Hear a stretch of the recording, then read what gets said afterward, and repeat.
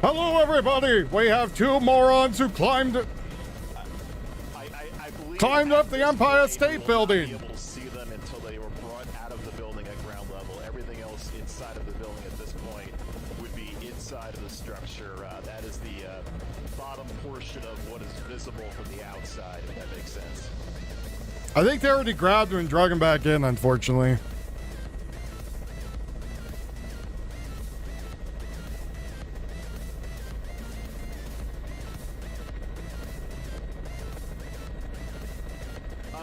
My reaction was that I could not believe that there were two people actually up there. We initially got word that there was a banner on the antenna. The last thing I expected to see was a banner on the very top of the antenna. My initial thought was that possibly somebody on the observation deck had brought something out, or possibly something had blown to the top of the antenna. But as we take you in for a closer look, everything has been removed, but that is where they were standing earlier. Not only with a banner, but two people standing on those very two top rungs of the antenna.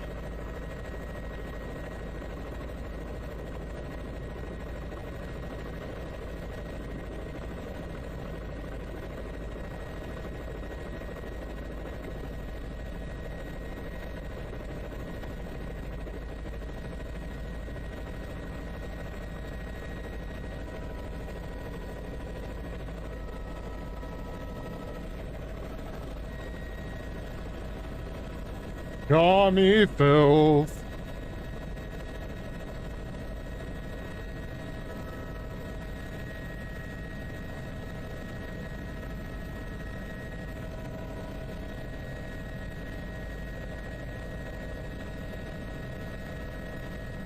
Well, hello, everybody.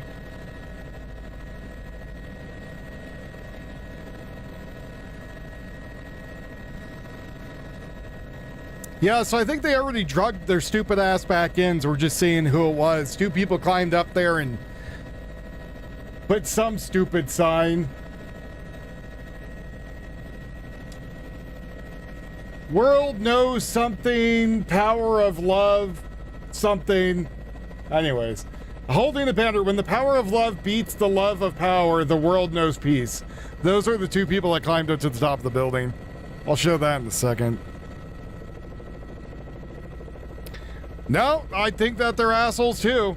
I think they disrupted a bunch of people, and if they fell, down and died, nothing of value would have been lost.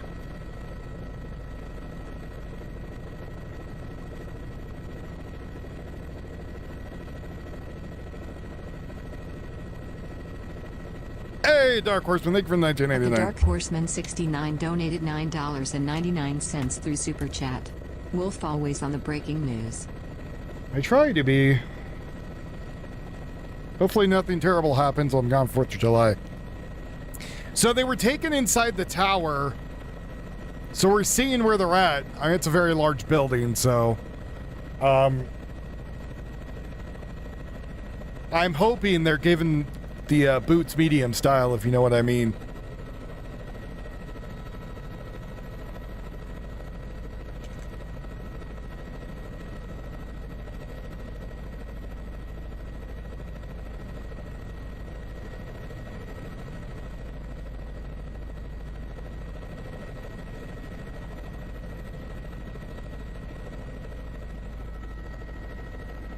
Again, thank you very much, Dark Crispin, for the $9.99, buddy. Yes, police have detained them, yes. But that's who it was. Those are the people.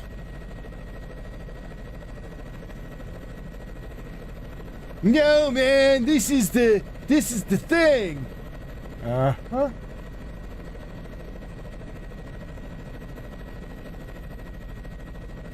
Hello, Banana. I finally got the freaking Flavor 4 / Tennessee Custom Blades commercial done. It took me forever.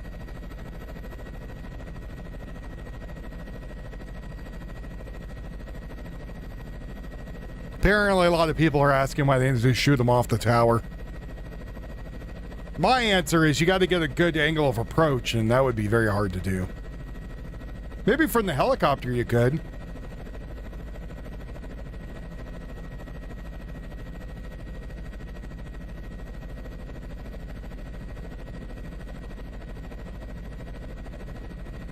Well, they're already down, so unfortunately it was too late. The weather was not in our favor this time.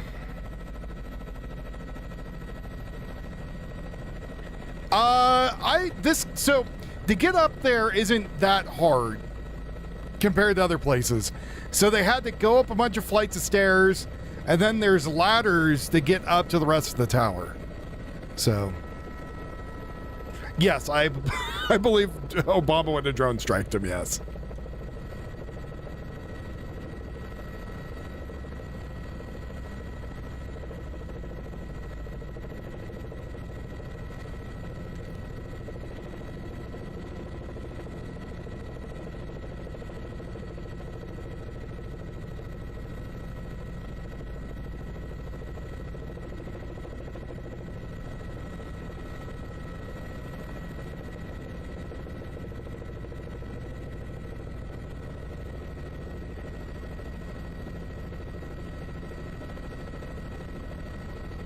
So we're just waiting to see where the people come out of.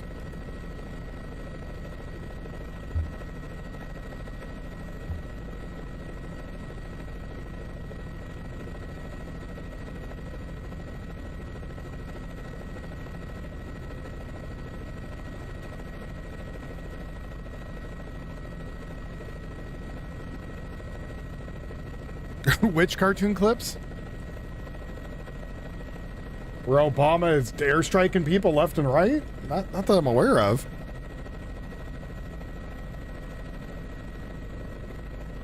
Good job, old broad. Good job. Proud of you.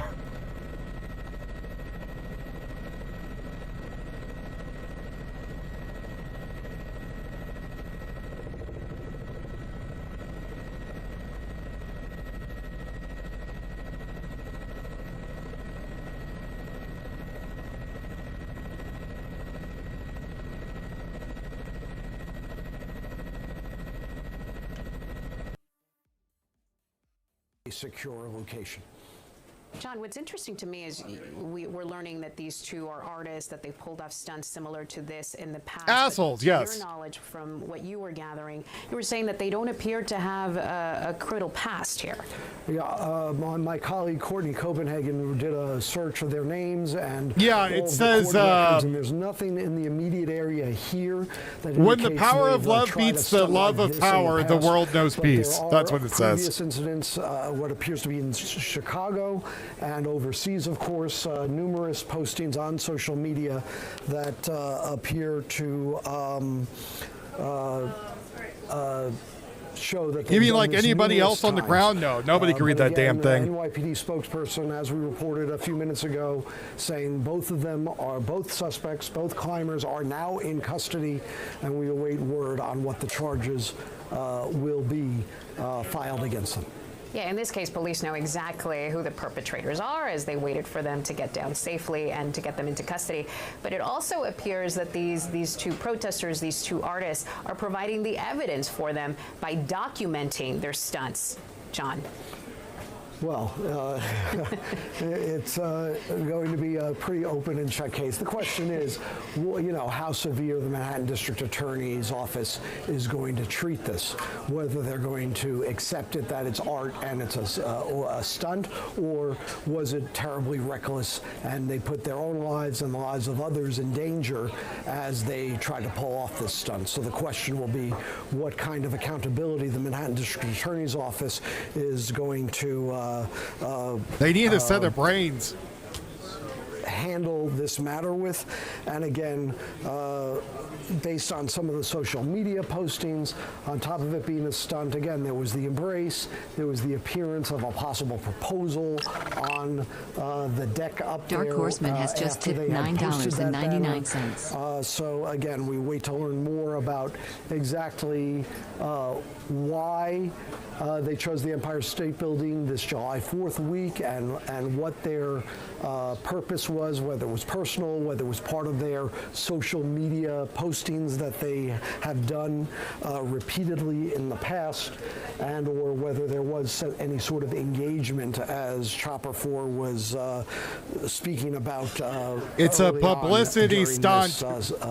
Very straightforward. Again, the two are in custody, and we wait to learn more about what the charges will be shortly. Back to you. John, thank you. We're about to also learn more about the DA's definition of art here shortly. Joining us now is our Erica Byfield, who is live there on the ground just outside of the Empire State Building. And Erica, you're speaking with an employee who works at the Empire State Building. They might have been scared. That's you right, Gilma. We were talking to her just seconds ago. I'm going to introduce you here to Sydney. She works at the Centric branch. She was telling me that she works here on the 4th floor of this building. And as you can imagine, a lot of people are out here trying to just kind of get a glimpse from this corner where we're standing to understand what's happening here. So I was asking her just moments ago, how challenging would it be to get upstairs where they were? It'd probably be very hard. I mean, there's security at like every single doorway every day that like greets you and they see your ID badges, and as well you have to scan in anyway to get through the turnstiles. So like any elevator access is definitely really hard to get to. And then all the other doors are ticketed with people who like are really watching. So I don't know how. At first I thought they tried to like scale the outside of the building, but we definitely would have heard about that sooner. Yeah, what about the stairs? How easy is it to access the stairs? Oh, not very easy. It's still like turnstile access to get into those stairwell hallways. You were telling me everyone inside is watching the news. They're kind of glued to what's happening. Is that right? Oh yeah, I was hearing a lot of chatter about it for a while, and then you would like watch as different areas of the office started putting it on their computers and watching. So they're now just opening the street here behind us because, as we heard Jonathan Dienst reporting, these two people are currently in custody. So we're seeing it all live here unfold. Sydney, what are your managers saying? Is the Empire staff, building management, saying anything about what's happening here today? A little bit. They had told us about which doors were closed down, but there's not too much going on of that sort. Quite a day? What a day! So exciting! All right, well, thank you again, Sydney. She's actually worked here in this building for about a month, so she says she's new to this facility, but as you can tell, she's saying that it's pretty hard to get anywhere inside this building, so everyone's kind of baffled as to how they got up there, and of course the NYPD will be looking into all of that. But as you can see here behind me, the street has just reopened. You can see media moving forward, members of the public moving forward, so we have teams on the other side of the street. We'll get a better understanding of the scene over there on 33rd Street just shortly. We'll send it back to you. Erica, while we have you there, we can see that street reopening. Hit that like button, you've been folks. talking to people down there. Talk to us about the interruption, not just to the employees, but possibly the people who were trying to get into that building to get a rare opportunity to be on the deck, take some photos with their families. Are you hearing any stories like that? Yeah, we are, Gilma. A lot of people, as you know, this is an iconic spot. They wanted to be here to take in everything that New York City has to offer. Cody, so I many agree. Of them, obviously, we're planning on doing this today. And I can tell you that we actually parked our vehicle near the door where the observation tickets are sold, and that's the entrance that you go into if you want to go upstairs. We saw the staff there allowing people to come inside the facility. So we don't know if they're able to eventually get on those elevators. If you've been here before, you know that long ride upstairs. We don't know if they were able to do that, but they did not shut down the outside of the facility, and they allowed people inside. And as you heard there just from Sydney, she was saying that the employees were instructed that the building was technically still open. They just were restricted as to which doors that they could come in.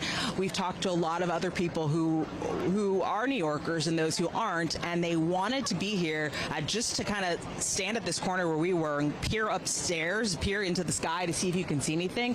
I can tell you from our vantage point, you could not, and so that is why everyone had their phones out there watching the news coverage, because they wanted to be up to date on everything that was going on above. Gilma? Yeah, only in New York, but an ordinary day for New Yorkers as well. Erica, thank you. Let's check back in with Jonathan Deans. John, we see that the streets are reopening there. Yet another indication that this thing could be finally wrapping up. NYPD putting out a statement. The full statement as of now is on Wednesday, July 1st at approximately noon. 2 unknown individuals were observed on the antenna of the Empire State Building located at 20 West 34th Street within the confines of the Midtown South Precinct. The NYPD report statement goes on. NYPD's Emergency Services Unit responded. 2 individuals were taken into custody without incident. There are no reported injuries. Charges are pending, and the investigation remains ongoing. A short time ago, we did get video of the 2 suspects being driven away in a police van, which was just fed into our newsroom a short time ago, and they are being taken from in that van. There you see the image. And they were driven from there, we believe, to the Midtown South Precinct for processing. We reached out to the Manhattan District Attorney's Office, and they say they are awaiting first the NYPD to file the arrest charges, and then we will hear from the District Attorney's Office as to how they plan to proceed with this matter. They just walked up some stairs and climbed the ladder. We are told the 2 suspects, the 2 climbers, were put into custody at the Empire State Building and taken away, presumably, to the Midtown South Precinct, a short distance away, for processing on whatever criminal charges the NYPD decides to file against them, and then it'll be on the Manhattan District Attorney's Office on how to proceed. And John, it's worth noting, despite how lighthearted the protester or artist message appeared to be, a message about love, this certainly utilized a lot of city emergency personnel. It was a very serious situation, not just a smile and nod kind of situation. So many people could have been in danger, including those 2 artists, but also NYPD officials responding to the situation. The artists, granted, they have done this many times in the past and are presumably expert at climbing structures like this. Nonetheless, it is extremely dangerous and reckless. The NYPD officers having to, July 4th week, extend all these extra resources to respond to a stunt like this. Obviously, also a matter of concern. Also something that concerned me as I was watching it. They were setting up cameras right on the edge of the platform, and the question of whether any wind gust or anything could possibly blow one of those cameras or items off the ledge down to onlookers below. All of this serious concerns, and fortunately they did their stunt. They climbed down. Again, the NYPD saying there are no injuries. Everyone has been taken down safely. But the NYPD obviously treating this seriously, and we await to hear what charges they will file. We have seen stunts like this, not only done by these 2 climbers in the past. We've seen other stunts like this across this city and in other cities by others. But according to Courtney Copenhagen, our producer who is researching these 2, there's no previous incident or criminal incident involving these opposed to in New York previously. Yeah, the best resolution that officers could have hoped for. Oh, for what? Why'd you guys cut off? Did they execute him? Oh, man. Do we miss the execution?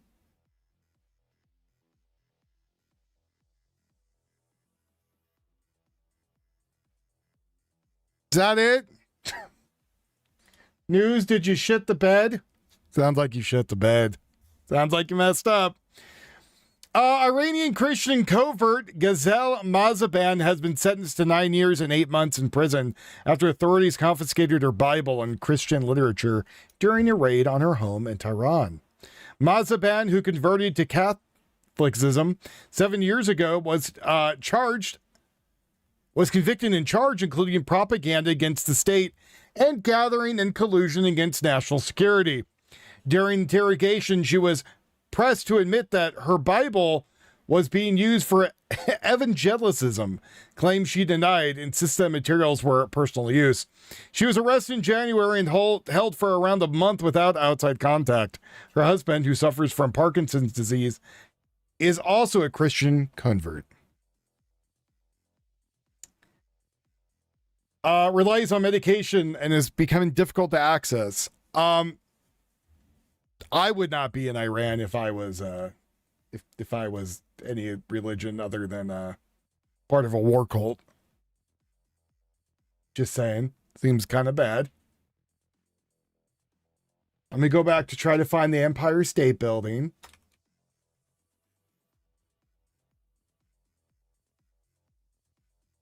See if there's still some jackass up on it.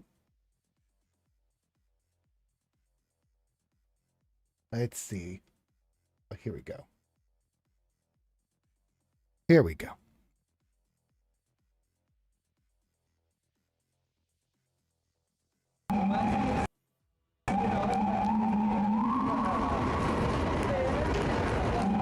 There we go. That's better. There we go. Shall we go learn about the people who did it? Shall we?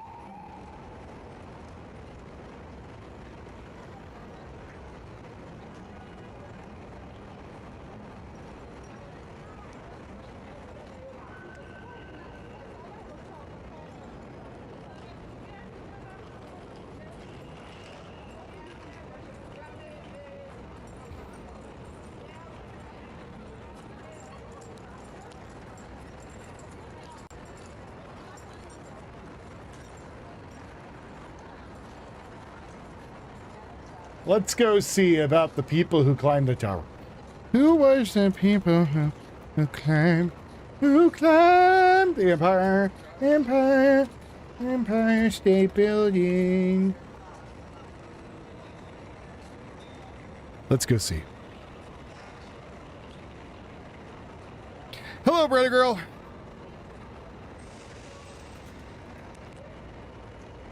Used to do what? Climb the Empire State Building?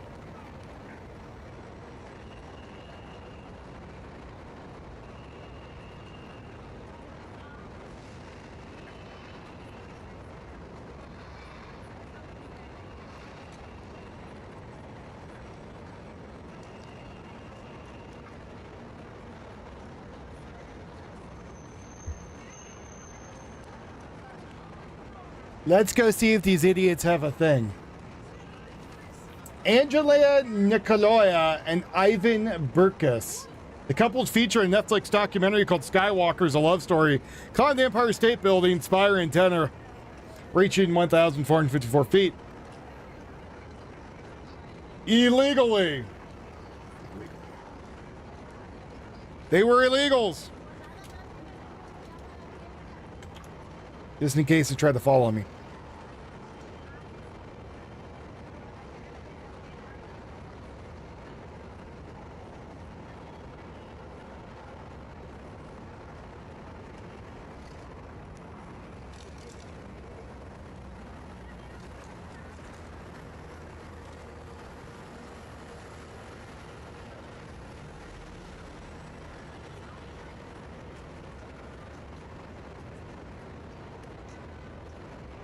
So, I mean, so they were in a Netflix documentary, which says right there that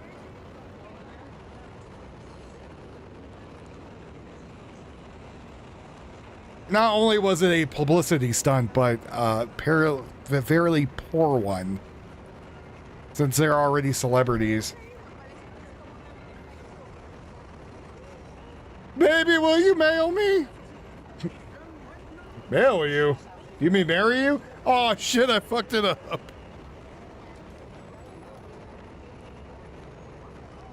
So that's them.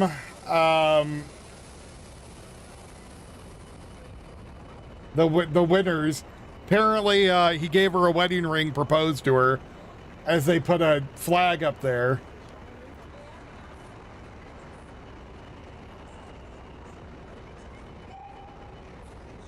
Oh no, I forgot to put this on the wrong layer. There we go. There it is. A nice couple.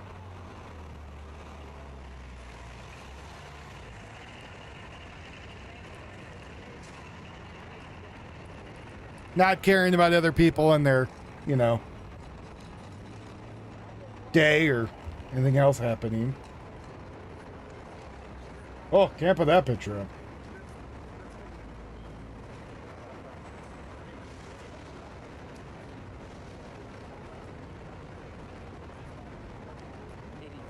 Yeah, they're real winners. Here you go. Here's another picture for you.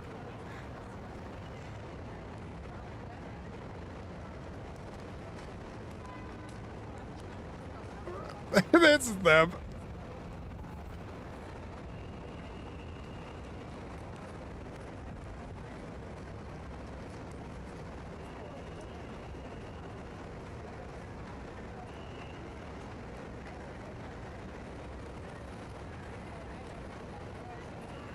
And so, apparently, people are saying her name was, well, I mean, mine didn't endanger other people, so yes, mine was better. Her name is Angela Nicoloya. This is who they're saying who the woman is. And this is supposed to be the two of them. She looks like she's ill. I don't know if she's ill or what. But apparently there's a lot of videos of them doing...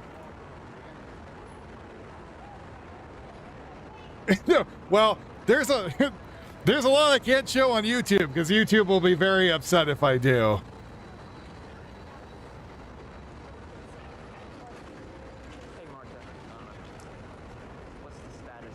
But apparently this is a thing that they do is they're stunt climbers. Their whole thing is climbing shit and...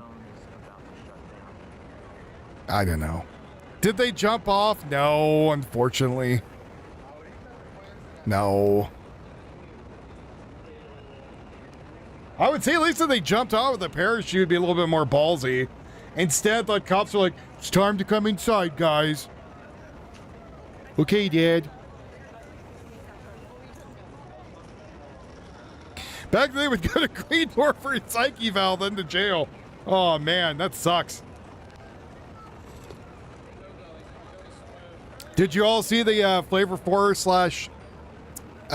/ Tennessee Custom Blades commercial yet I put up? Yeah.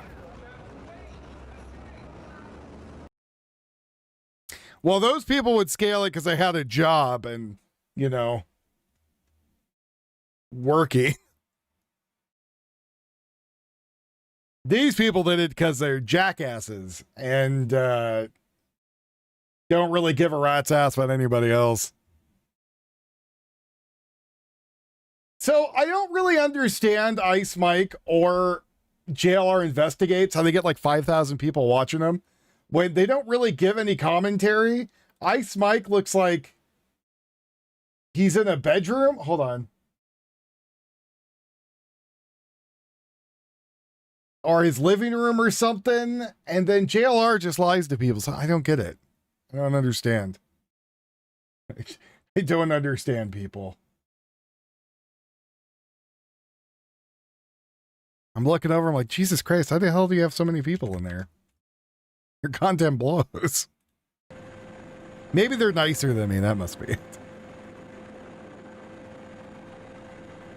Not alleged. He got court cases. So this was earlier. This was them.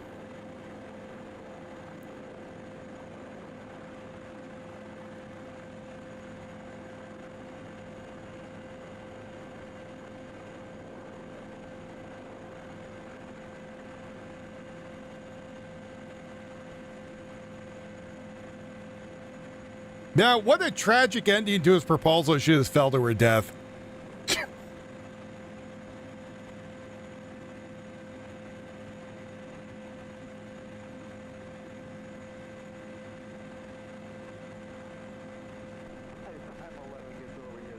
Babe, I'm going to be with you. Ah!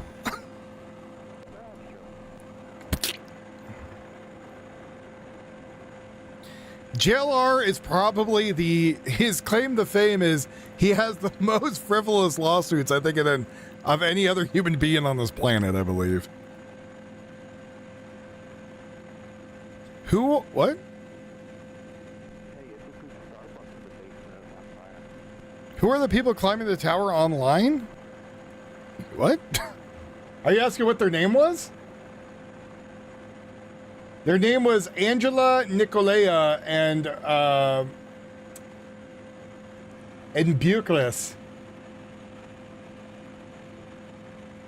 And apparently, again, they have like a whole, like, she's got like 1 million followers. He's got 1 million followers.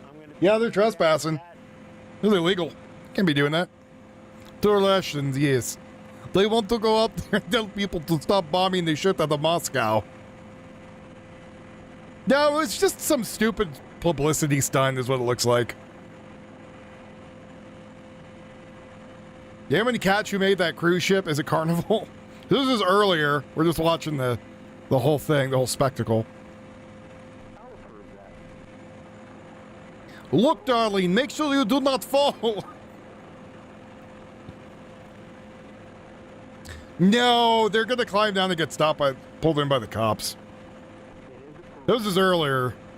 We're just rehashing what it was. We just saw the ass end of it.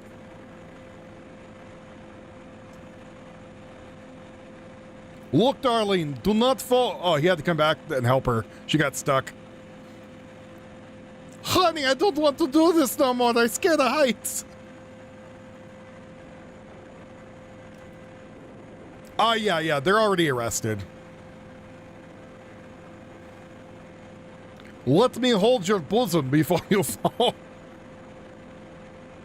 Let me get one last slap on that butt before you fall to death.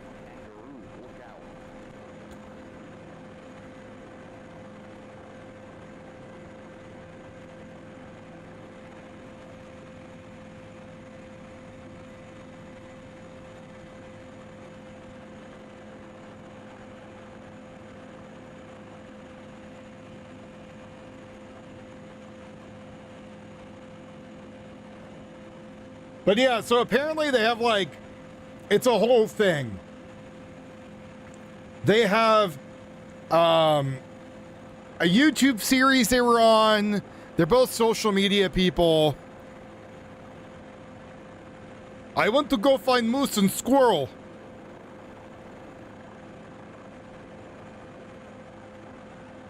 This isn't their first time doing this. Yeah, Netflix. So, one of them has to be either trans or gay.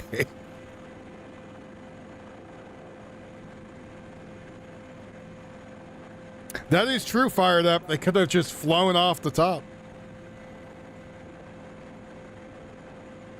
Carnival. Oh, man, that's the ghetto cruise.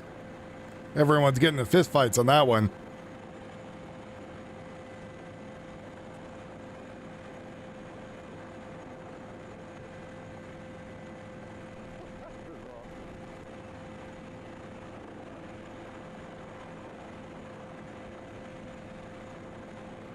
Apparently, Will Wheaton slams coward Dwayne "The Rock" Johnson over keeping his political views private. Apparently, Will Wheaton, who has done nothing of importance or anything anyone cares about, I don't think ever,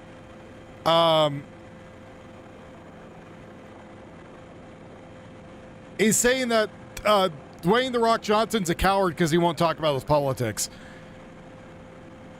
Because I guess The Rock wants to keep his job and, not get pulled into bullshit.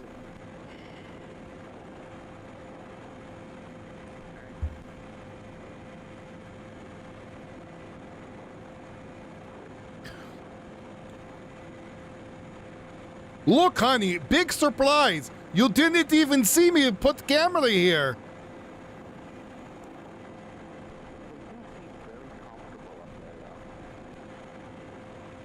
Oh, look, I proposed to you. Nobody expect this. Oh, look, so surprised.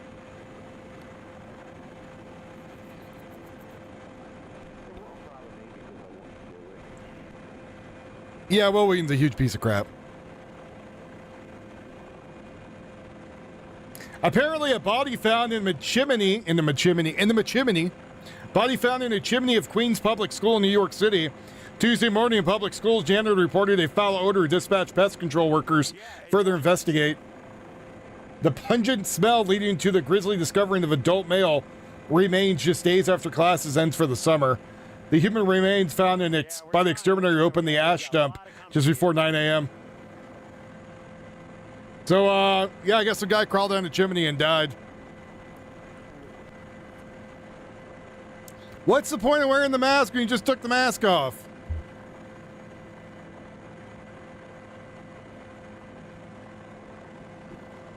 Good thing you're getting married because you're going to prison.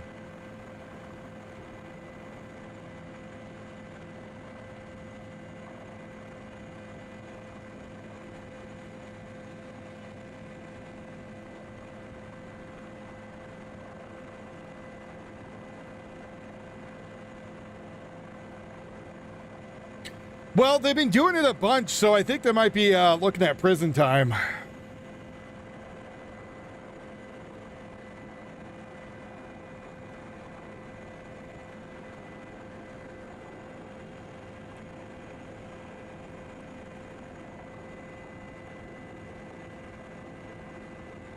Apparently, a white guy who's been going to Japan and bullying the youth, bullying young boys in Japan. Apparently, somebody there has finally had enough and just beat the living crap out of him and almost killed him. It certainly did look as though the man was proposing to the woman. I think Taylor Swift and Travis Kelce would have a hard time topping this. But at this point now, if that is in fact what just happened, well, the question is, what happens next, and how do you top? Who owns the Empire State Building? Just checking to see if there's any other NYPD presence a little bit farther down on this antenna, but they are now at least on that first maintenance platform. Cops are like, hell no, we're not going up after him. That's a firefighter's job. You see them on either side of it, and also the one right at the very top. So again, we'll keep an eye on what happens and where these two individuals will be going from here.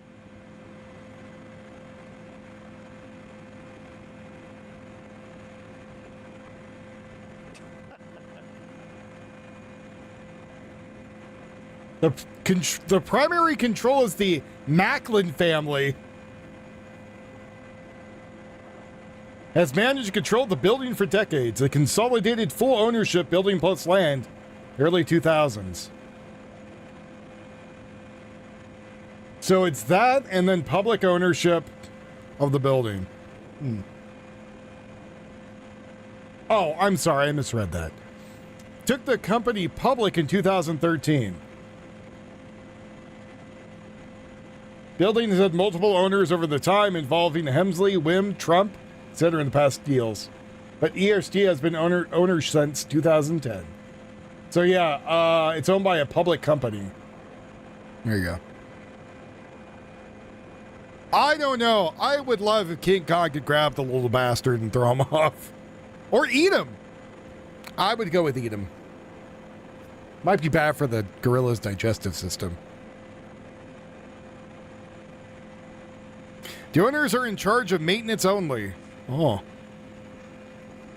So is this a federal crime then for trespassing? Who owns it then? Who owns it for that then? Yeah, they're on the other side of it. Yeah, why don't you? Yeah, Empire State Realty Trust, public traded real estate investment trust. Led by Chairman and CEO Anthony Malkin. Oh, okay, that's partly right.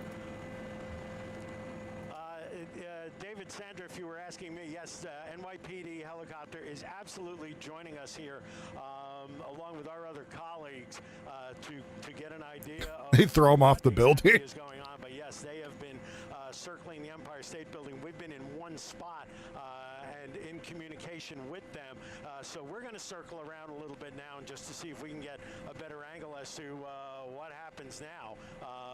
But it looks as though that is, if you're looking for a photo op, I can hardly think of a better one than that.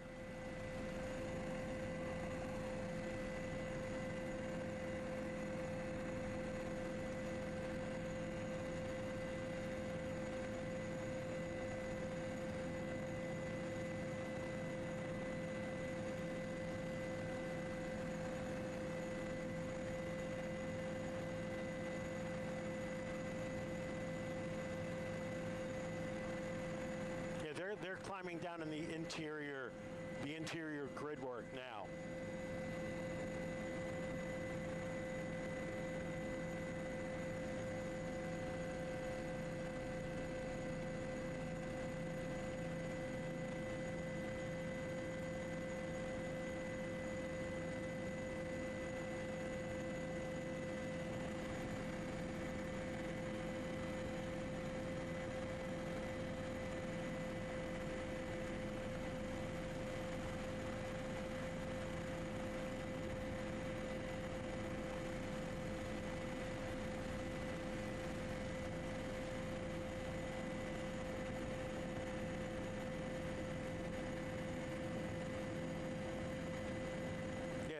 There are access doors for the maintenance crew right there.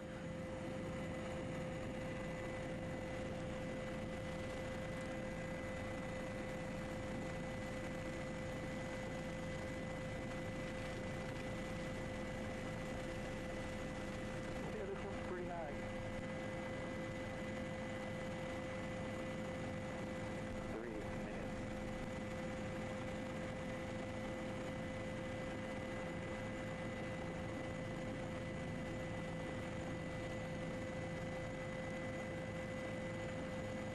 There you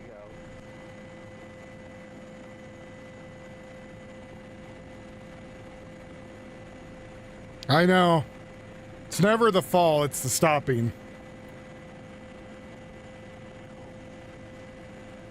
Hydrate, hydrate, hydrate. See, again, random channels, that's what I'm hoping for. Again, folks, hit the like button. Appreciate y'all.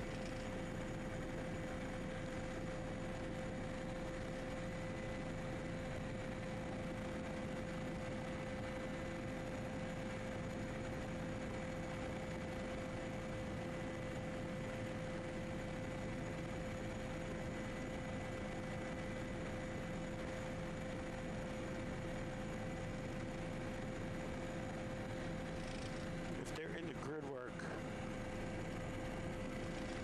I can't find them in the grid work. We have 2 minutes. All right, we have about 2 minutes before we have to clear I mean, they'd be able to float down somewhere and they would still grab them eventually.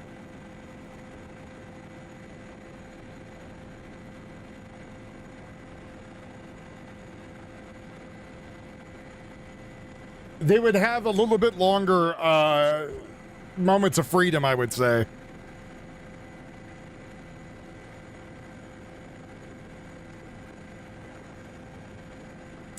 The DOJ has ordered prosecutors to prioritize birth tourism investigations following the Supreme Court's ruling on birthright citizenship, which I said was probably going to happen the other day. They're inside the grid work, climbing down to the inside of it. You could kind of see their arm just for a second. They're right in the middle of the screen. But they're inside of that, climbing down. Because inside there's a ladder. The other thing is a lot of those are radio towers, and they're getting blasted with a shit ton of RF waves. Enjoy your cancer.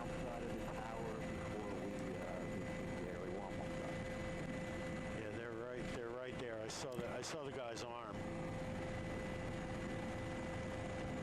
Yes, they made that decision yesterday.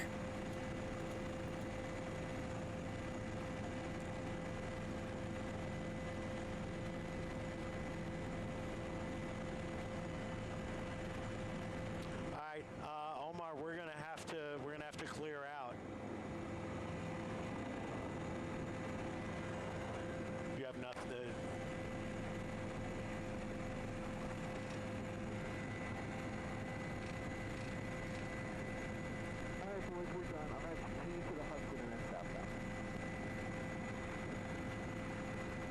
Okay, we'll do that. Too bad there's not a store. The best that we can.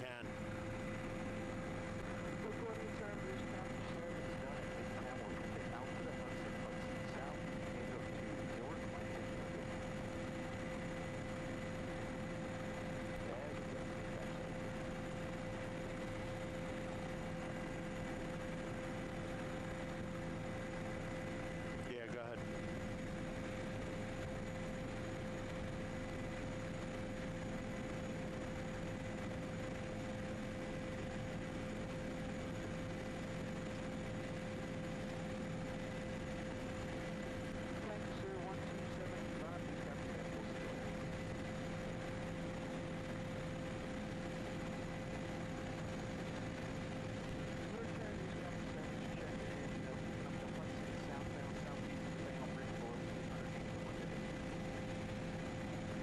I don't know who Samuel Nutt is, but apparently someone named Samuel Nutt charged for allegedly filming a child in a bathroom stall at the mall in Illinois. Another customer filmed the confrontation and turned it over to the police. He still had his pants down when he was confronted. You too. I don't know who the hell Samuel Nutt is, but apparently some guy that caught being a pervert. Unless he's someone important in Illinois. I have no idea who he is. But doesn't surprise me. Doesn't surprise me one bit.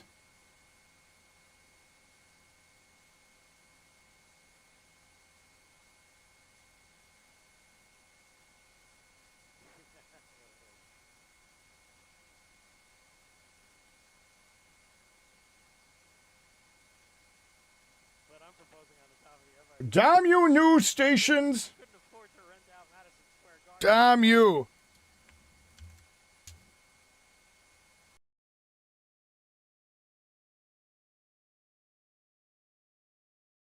So that was the whole original thing that they were doing. That was the jackassery up in the air. Well, you said that they're live, but they're not live anymore.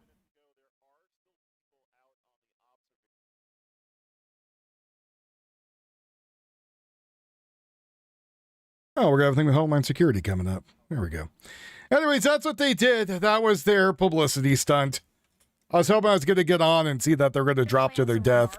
From FBI Director Kash Patel as he's talking about gang activity involving Venezuelan criminals. And on the other side, my colleague Christina Evans will continue our coverage. Was it AIDS, Brandy Girl? Vulcan, thank you to you and your leadership, not just for Tren de Aragua, but MS-13. Thank you to our United States attorneys, both in the Northern District of Texas and in the Northern District of Illinois. And a huge thank you to our partners at HSI and the Homeland Security Task Force. And for me, a special thanks to the men and women of the FBI, specifically today in the Dallas and Chicago field offices. This work is an interagency lift by a huge team that gets after it every day in combination with our state and local partners, and the results here and the details that you're about to be given will speak for themselves. I just want to highlight, since President Trump took office and let good cops be cops, what law enforcement has done collectively with our brave prosecutors at the Department of Justice and our Attorney General Blanche's leadership. We've arrested 29,000 violent gang members since President Trump was sworn in. We've disrupted and dismantled 2,700 gangs around the country. That is a 365% increase from the same time period into the last prior administration. We have seen, specifically as it relates to Tren de Aragua, a 519% increase in arrests. As the Attorney General laid out, you've seen hundreds and hundreds and hundreds of Tren de Aragua violent gangsters and thugs picked up and arrested and taken off our streets permanently for crimes ranging from kidnapping to murder to drug trafficking to firearms violence and more. We are safeguarding American citizens and American communities because President Trump decided to put law enforcement first, give us the resources that we need to do our jobs and safeguard our communities, and make sure that the details that you're about to hear never happen again to another community in Dallas or Chicago or anywhere else. And that is due entirely to the leadership of President Trump and allowing the Federal Bureau of Investigation to partner with our interagency folks and our state and local partners across the country to make sure this never happens again. And the reach, as you will hear, of the long arm of the law, that is the United States Department of Justice and our partners, will go wherever we find any one of these gangbangers to be hiding. We will get them anywhere in the country. We will go overseas to get them. And as you just saw last month with our successful takedown of the ATM jackpotting scheme led by Tren de Aragua, we will go overseas and get the highest ranking members of Tren de Aragua and bring them here to justice. Attorney General, I just want to thank you for your brilliant leadership, your support of law enforcement and the men and women of the FBI. It's a truly great partnership. It is a historic partnership, and I want to thank President Trump for recognizing Tren de Aragua for what they are, terrorists, and that is how we are always going to treat them. Thank you. Good morning, everyone. I'm Ryan Rabel, the U.S. Attorney for the Northern District of Texas. I'd like to thank General Blanche for his leadership in helping empower us U.S. attorneys in the field to eradicate TDA from our communities. TDA is a transnational criminal organization that has metastasized its reach across the Western Hemisphere by preserving and promoting its power through intimidation and violence. But whenever violence enters a community, that is when freedom leaves. This is not just an abstract concept. People in our communities, including in North Texas, are impacted when the activities of gangs, particularly TDA, go unchecked. Kids cannot play in parks or walk to the ice cream shop with their grandparents. Parents go to bed at night worried that stray bullets might hit their homes. The Trump administration has helped us return freedom back to our communities by systemically attacking and dismantling TDA, criminal enterprises, and other violent street gangs. Yesterday's indictment in the Northern District of Texas underscores the extraordinary efforts we are making in North Texas to disrupt and dismantle any TDA presence. I learned of this case because of the great work of our state and local partners, those in the Dallas County District Attorney's Office, Farmers Branch Police Department, and the Dallas Police Department. Through their efforts and prosecution of one of the TDA members earlier this year, the evidence that came to light compelled me, as well as General Blanche and Director Patel, to act. Let me tell you what that evidence was. On August 24th, 2024, in the middle of night, a man and two kids had their hands zip-tied and were kidnapped by TDA members who demanded that they pay them money. Once the TDA members realized the man could not pay them any money, they pulled over by a bridge in Dallas and told the man to jump off.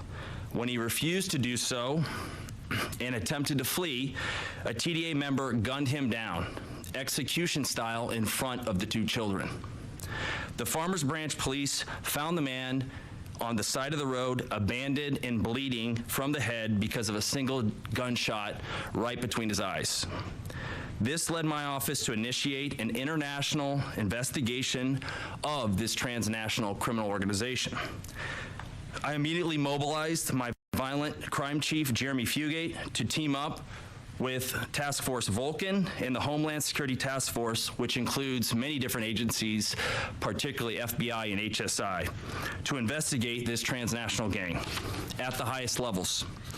Yesterday was a culmination of this outstanding multi-agency collaboration to bring the full force of the federal government on TDA's presence in Texas and our nation.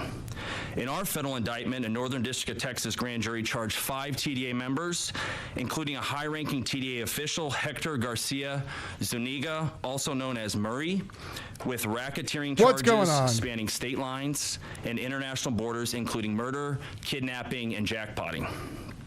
Those defendants charged in our indictment are all foreign nationals who have illegally been present at one time or another in this country. Those defendants are as follows: Murray, who I just mentioned a moment ago, Carlos Luis Zambrano Bolivar, Yanni Jesus Serrano, Jonathan Toro Gonzalez, and Hiker Mendoza. And let me be clear, we're just continuing to investigate, and we're going to dig deeper and deeper. And I'll end with this. To members of TDA, we're coming for you, and we're particularly coming for you if you come to North Texas. With that, I'll turn it over to the U.S. Attorney for the Northern District of Illinois. Thank you very much. Good morning. My name is Andrew S. Boutros, and I'm the United States Attorney for the Northern District of Illinois. It's an honor and privilege to stand here with General Blanche and all of our other law enforcement partners as we make this important announcement. A criminal complaint was filed yesterday in the Northern District of Illinois charging 3 individuals, Josue Pacheco Torres, Cliver Montesano Bursino, and a 3rd individual with kidnapping, conspiracy, and committing a kidnapping that resulted in death. And let me just also describe the ruthless kidnapping and murder that occurred that is the basis of this criminal complaint. On a spring afternoon in May of this year, just less than 60 days or so ago, a victim was walking with 2 other men near a particular park in Chicago, which houses a large green space on the south side of Chicago with 3 playgrounds, a basketball court, and a baseball field. The defendants captured the victim and then forced him into a car where he was initially driven to a Chicago apartment. There, the defendant and their co-conspirators bound the victim's wrists behind his back, held him against his will, and kept him in there for hours. They later exited this apartment with the victim, where now the victim's hands were tied behind his back. They transported the victim to an abandoned building in Chicago, where he was shot multiple times in the head and in the body. The victim's lifeless body was left face down in the bathroom, partially in the bathtub, in an abandoned unit. When the victim's body was recovered, it was badly beaten, and there were blunt force trauma and injury to his head, his face, his arms, his neck, his hands, and his torso. The following night, the Chicago Police Department received a call from the victim's mother, who requested a wellness check at the abandoned building. The mother told the police that she had been directed to the building by an individual associated with the co-conspirators. Chicago police entered the building and found the victim dead inside the bathroom, shot multiple times, and again with the victim's wrist still being bound behind his back. I want you to think about those facts for a moment.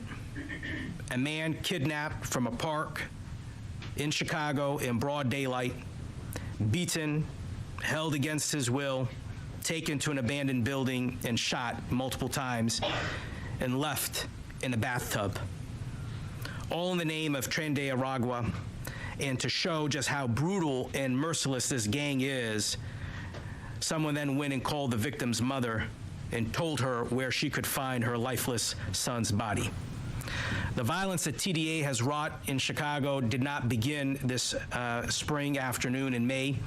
Federal law enforcement has been investigating these murderers and these various shootings involving suspected TDAs since 2024, when the new administration came in. And make no mistake that a new dawn of crime fighting is underway in Chicago. Batman? It started when in the United States in January of 2025, when President Trump was sworn into office. And it also began when in April of 2025, when General Blanche and General Bondi supported me to become the U.S. Attorney for the Northern District of Illinois. In Chicago, we are laser focused on anti-violence work and on being serious about going after criminals who wreak havoc and violence in our community. And the numbers and the stats reflect the level of seriousness and commitment that we are bringing to bear in this particular program area that is of vital importance. These charges today are just one example of the tireless work that our federal law enforcement apparatus in Chicago is undertaking, and it is literally the reflection of the fact that the feds, all the various agencies, and the U.S. Attorney's Office, we're working day and night, we're working weekends and holidays to keep the citizens of Northern Illinois safe. I couldn't be prouder of our federal prosecutors and law enforcement partners who have embraced the anti-violence initiative that I've been leading. This 4th of July weekend, as we celebrate the 250th birthday of the greatest nation on earth, many families in Chicago will be able to celebrate with loved ones because the whole of federal government in Chicago is taking violent crime seriously in a way that hasn't been seen in years.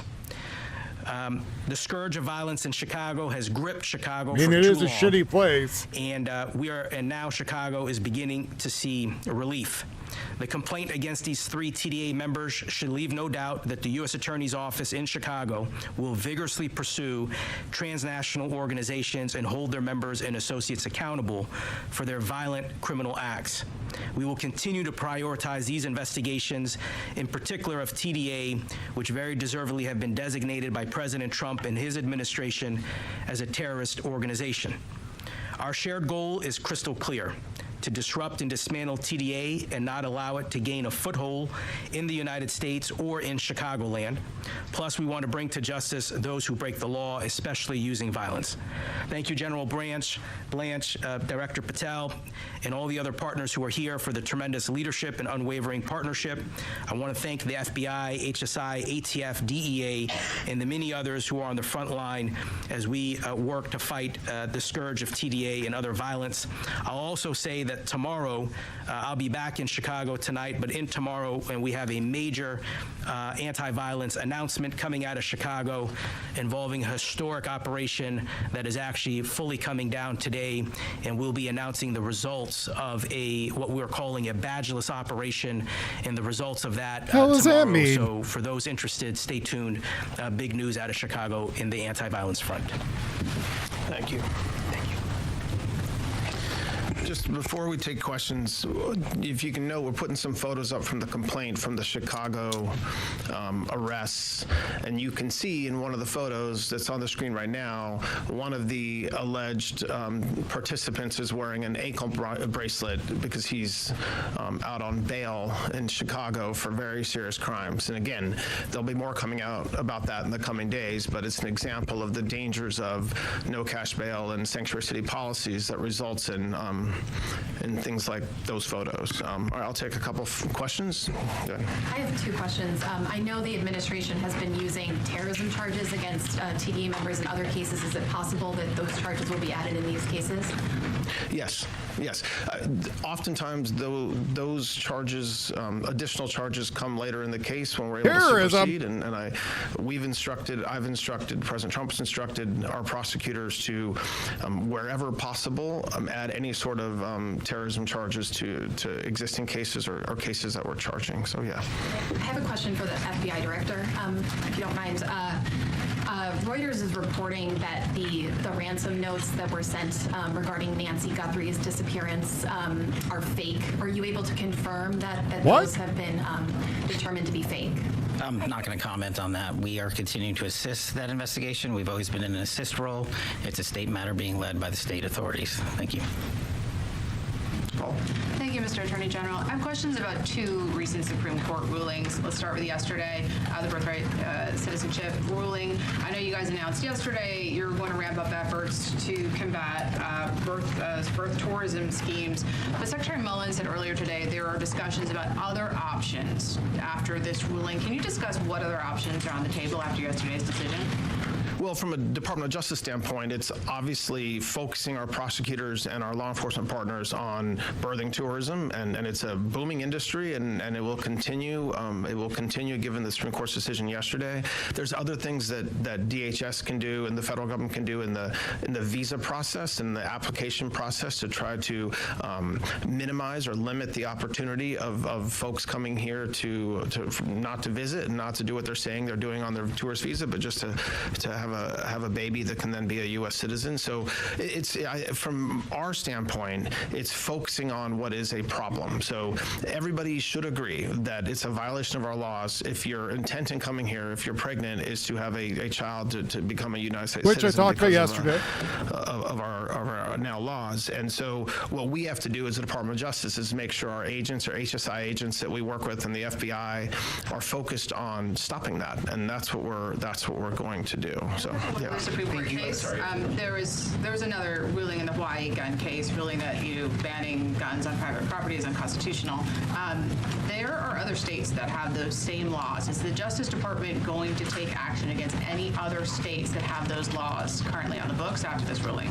Yeah, look, I think Maryland, California, New Jersey, New York have basically existing laws that are now unconstitutional. So the fact that the Department of Justice should have to take action is embarrassing to the attorneys generals and the leadership in those states if we do have to take action. Are you telling me that the states have been doing illegal shit for the right to carry? Oh, no. Of course we will, and they should be sued, but it shouldn't take this Department of Justice telling a state they're violating the Constitution when the Supreme Court told them they were yesterday. So it's not only those 4 states, there's a bunch of other states that have pending legislation that mirrors the Hawaii law that was just declared unconstitutional. So I expect those efforts will cease, but we'll see what those states do, and if they don't immediately rectify their unconstitutional law, we'll do it for them. Yeah. Thank you, Attorney General. How have the earthquakes in Venezuela impacted any of the Nicaragua investigations or ongoing cases? I mean, it's some of them are now under rubble. And I think at a time when over the past week, 10 days, a lot of the effort that we've been entering into has been to save lives and to help the communities there recover. I view that as a separate track from the work we're doing here to combat TDA, whether they're here or in Colombia or Venezuela. So I don't view the tragedy as having slowed us down. It's just something that we all of our hearts break for what happened in Venezuela, and that's separate and apart from the work we're doing on the TDA folks. Good. All right, as you see there, listening in to those Department of Justice individuals giving an update on the Trinidad Aragua gang activity. Wanted to bring that to you here on Live Now. We are, though, in a new hour here on Live Now from Vox, continuing some of our 24/7 coverage. That's nice, lady. That's nice. How are you, chat? How's everyone doing today? I know I'm on very early than my normal time. We're watching Stupid People. Okay, we're going to take a little commercial break. Okay? A little commercial break.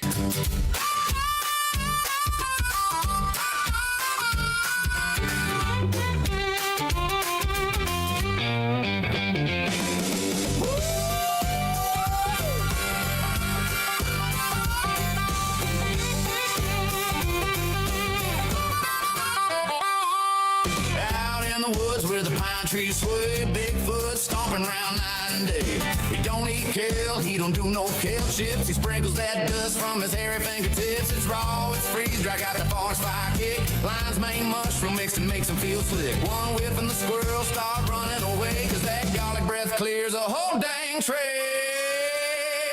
Oh, Bigfoot breath, flavor of the forest dust. Shake it on your burger, make it hot pocket combust. Garlic so strong, it'll ward off the bears. Bigfoot's secret weapon, now it's everywhere. Bigfoot breath, yeah, it'll make you cry tears, but your steak tastes like heaven for 100 years. Flavor of the forest, Bigfoot approved. One sprinkle and your date night's a crew removed.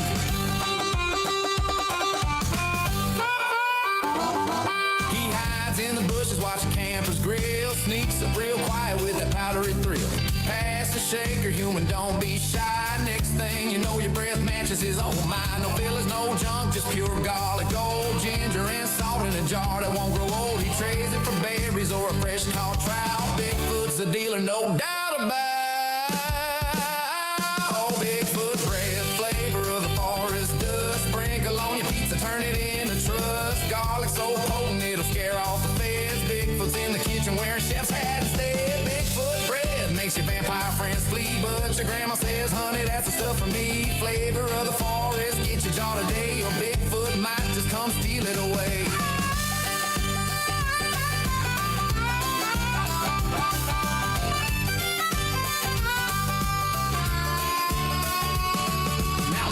folks. If you're feeling low, grab that Bigfoot breath and let the good time flow. It'll boost your immune, make your mushroom sing, but warn your sweetheart, kissing ain't the same thing.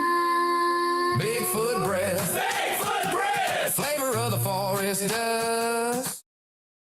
There you go. Whew. There you go. Yeah, that's my, those are my arms. Yes. My arms are covered in tattoos. Well,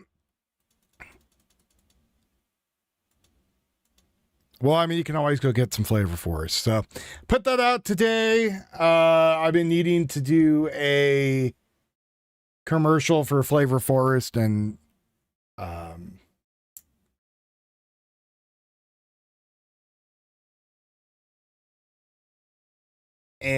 Tennessee Custom Blade. So that is their commercial.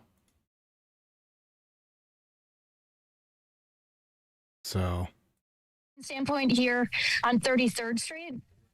I have to go make one for the rifle now for Trapper Outdoors. For, an hour or two, and then everybody kind of went back to business. So, there's people walking by. This is a heavy foot traffic area, and everybody's trying to catch a glimpse whenever there's some activity in this loading dock area behind me here on 33rd Street. So this is them earlier. They're already down. Yesterday, I talked to some Taylor Swift fans who were a little unsure if the wedding is actually happening at Madison Square Garden. And today, it seems like the energy is shifting a little bit where people are like, okay, we actually believe that this wedding is happening here.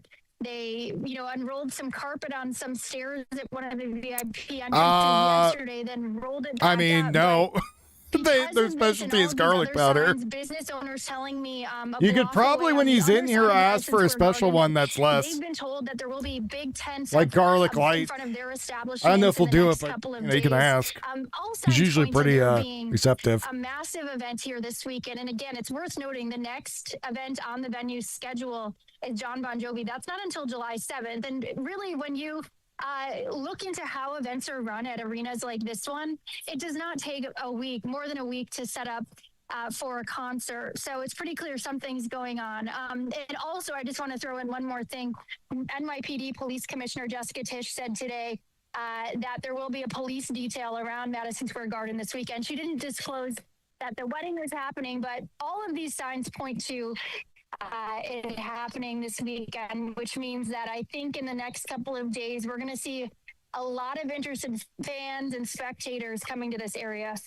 Absolutely. Well, we certainly appreciate you for giving us that on-the-ground perspective as all of this chaos is converging into that one area in New York. Meredith, stay safe out there, but we appreciate you for joining us and giving us the update here on Live Now from Fox. All right, wanted to bring that to you here on Live Now. We're going to take this opportunity, though, to slide away for a quick 2-minute commercial break. Before we do go, I want to put this on your screen.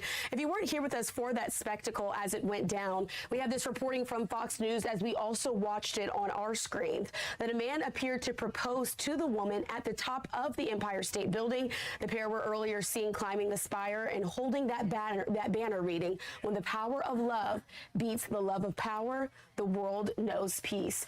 And so once again, those climbers headed up to the top of the Empire State Building around noon, but they began their descent around 12:30 p.m. before one of those climbers appeared to propose on the other platform of the spire. They did continue climbing down just before 1 p.m. NYPD, though, did officially confirm that both of these people have been taken into custody after helicopters swarmed the spire and officers climbed to the top themselves. Well, no, the officers didn't climb to the top. They just they went to where the doors at and told them to get down. I'm sure we're going to be answered by police in the upcoming days, as we are going to be looking out for any press conferences also coming to us there from the Big Apple. We're going to take this time, though, to slide away for a quick 2-minute commercial break. On the other side, continuing on with our top stories and live events, taking us out here. A live look there as Department of Homeland Security Secretary Mark Wayne Mullen is holding a press conference today in New York talking about the big, beautiful bill. We'll listen into that when we return. These big, beautiful balls.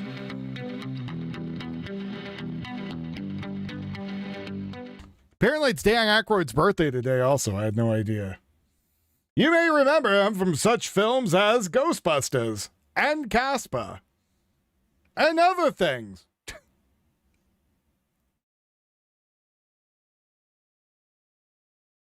Man, I had some other articles here I was going to read off, and I forgot what they were.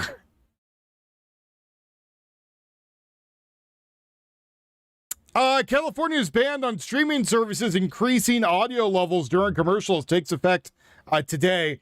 For anyone that doesn't know, if you are watching a streaming service that has commercials, which is stupid because you're paying for it.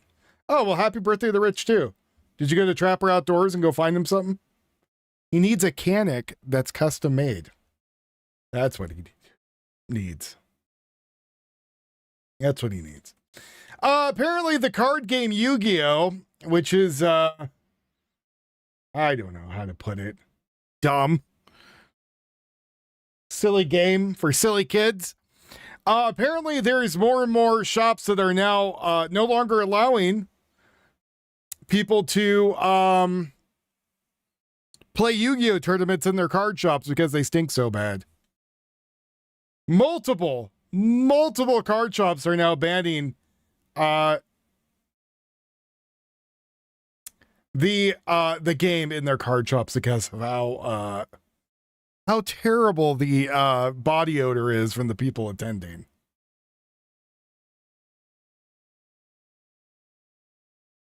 City of Columbus, Ohio announces it will raise the Somali flag at City Hall to celebrate Somalia Independence Day. I don't know if that's going to go over really well. I think people are like that. I don't think people are going to enjoy that whatsoever.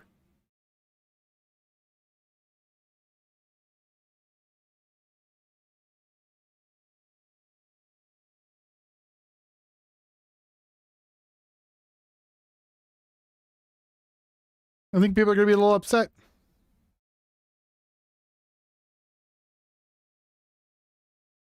Apparently, George Takei and also Will Wheaton both attacked Dwayne Johnson for saying he isn't going to speak up on politics. George Takei on Threads, silence is complicity. And Will Wheaton replied, so disappointed to find out he's such a coward. It's nice when there's two actors coming out attacking people who haven't done anything in like years. What's the last thing George Takei has actually done that was worth half a shit? Anything?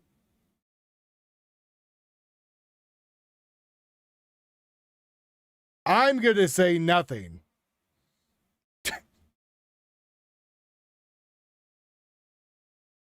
I'm going to say I haven't done anything. Now they're attacking other actors because these actors don't want to talk about politics. I don't really blame them.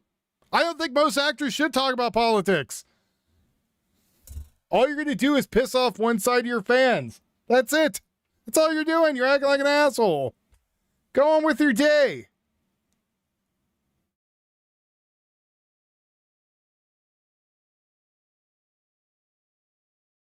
I would say George Takei is a jealous old queen. I would say that's right on the head there.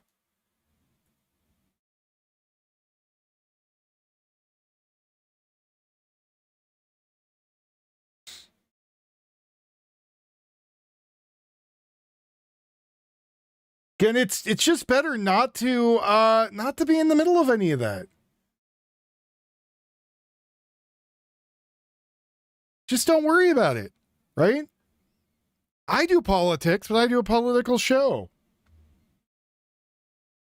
I have a pseudonym, do my own thing, right? I usually just point out what's right or wrong. When people get stuff wrong, I usually point it out regardless.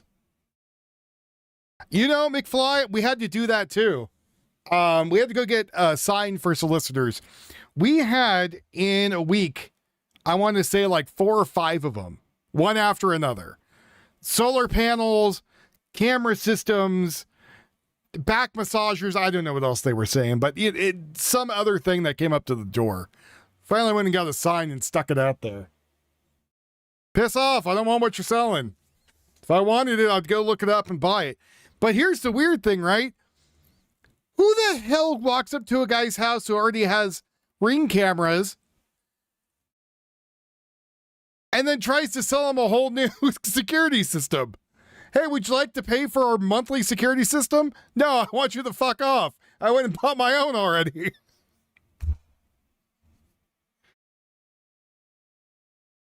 He's an Asian Mark Hamill raging TDS. Yeah. And and that's the other thing is like, I heard the youth, best way I can put it, the youth, come out the other day and being like, not understanding why people hate Trump, right? Younger people coming out here and being like, I don't know why you hate him. He's going to be out of office soon. And older people, oh my God, he's the devil. He's the worst thing since, I don't know, Frosted Flakes without the sugar on them. I guess it would just be cornflakes, right? He's so terrible. Oh God. And there's younger people out there being like, they don't understand why people are like that. They don't understand why they're all upset. Like, they're just like, I don't get it. Like, the hell is mom and dad's problem? Which is, I guess, good. Because I think younger generation is starting to read into stuff and being like, I don't get it. I don't understand. And, that's fine. But I also think a lot of kids shouldn't really even be exposed to politics. Like, if you are elementary, the middle school, and maybe even the high school, don't talk about politics with your goddamn kids. Go on with your day,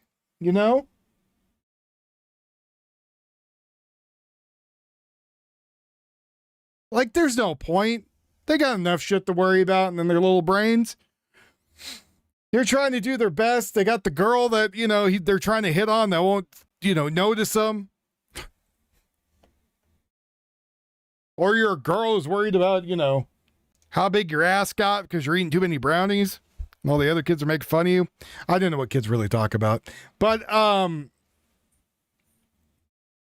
would say that there is an ongoing issue. But it's interesting to see that the TDS thing's going away. Believe Church has gone where no man has gone before, but how far beyond that has he gone? Maybe he needs OnlyFans. I don't know. Allegedly, George Takei's most of the political takes on his Facebook or Twitter or where the hell he posts these days, most of them are all his significant other. Not even him. Somebody else posing as him, posting stuff, being all nutty. So, apparently there's shocking footage of a man, if you want to see it, who went to go play basketball with his girlfriend at Philadelphia Park, discovering a dead man holding a gun in one hand and a brown bag in the other next to a cell phone has gone viral. So I'm going to say, if you don't want to see a guy with his head blown off, maybe avoid the some of the Twitter handles today.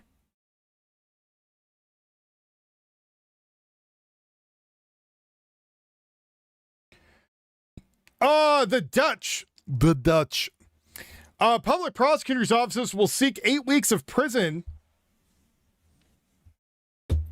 8 weeks of prison for an Iraqi asylum seeker, Jamal T. He ran over a 14-year-old Dutch girl, Tamer, in summer of 2020 and fled the scene. She died in a nearby ditch. Initially, the Dutch authorities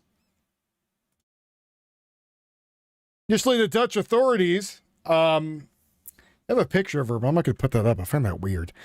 Initially, the Dutch authorities that it was enough to only serve him a fine of 1,500 euros, but the fine remained unpaid and has returned to Germany without leaving an address.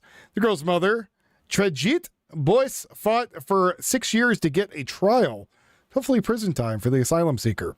She was supported by independent experts and forensic investigators who showed that Tamer's body was moved after the collision. So he ran her over, he moved her body. Have I shared what? The guy who got his head blown off? No, I'm not going to do that. I like y'all. I'm not going to subject you to that. That's just messed up.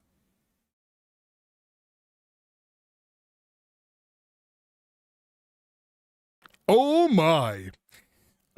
He was engaged with a cock ring. All right, back to the serious thing, though. The mother finally got the suspect to appear in court. It now remains to be seen whether he will serve the full 8 weeks in prison. The prosecutor has deemed 2 weeks for not paying attention while driving by scrolling on his phone, additional 6 weeks for fleeing the scene without calling for help. The case became infamous for the Netherlands after it was revealed that the police initially told Tamir's mother that the driver was from Germany, instead of revealing that it was an Iraqi asylum seeker that had later explained the decision by saying that they didn't want to create a Great Wilders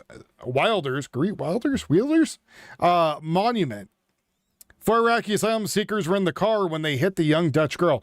So they ran her over, didn't stop, picked up her body and threw her in a ditch where she died. Instead of helping her and maybe getting her medical attention so that, she could possibly stay alive,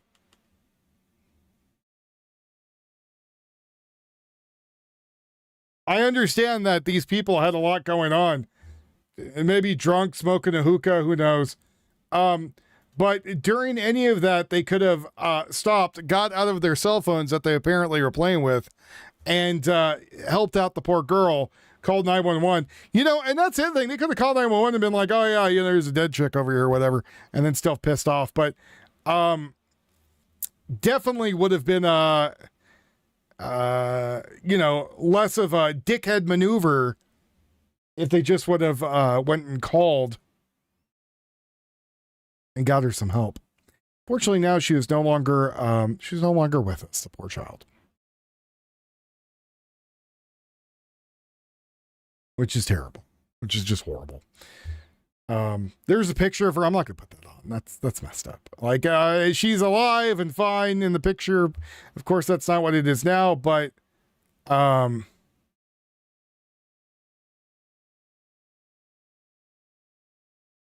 don't know. I find it kind of messed up to show people's dead kids for clicks, and feel that's a little lowbrow in my opinion. I know other people do it. I'm not those people. Not those people.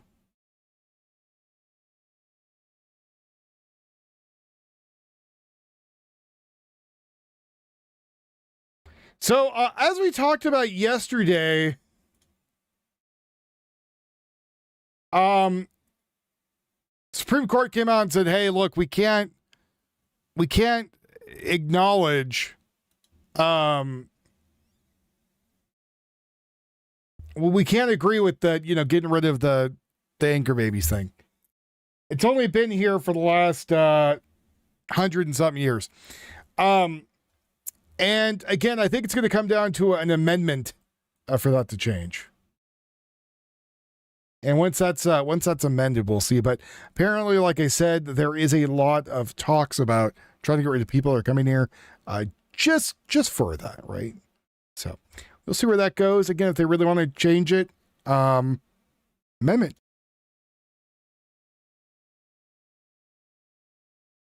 Have to change the amendment.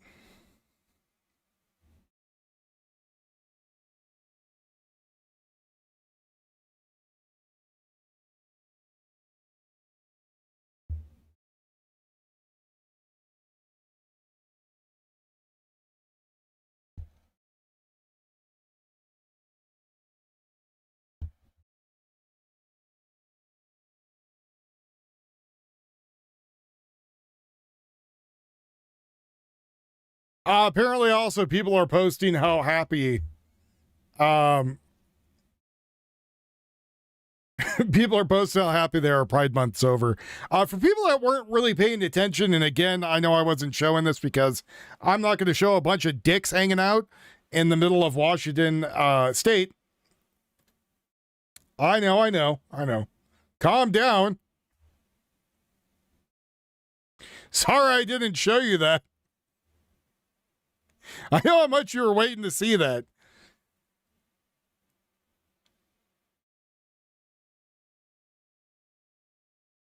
But apparently,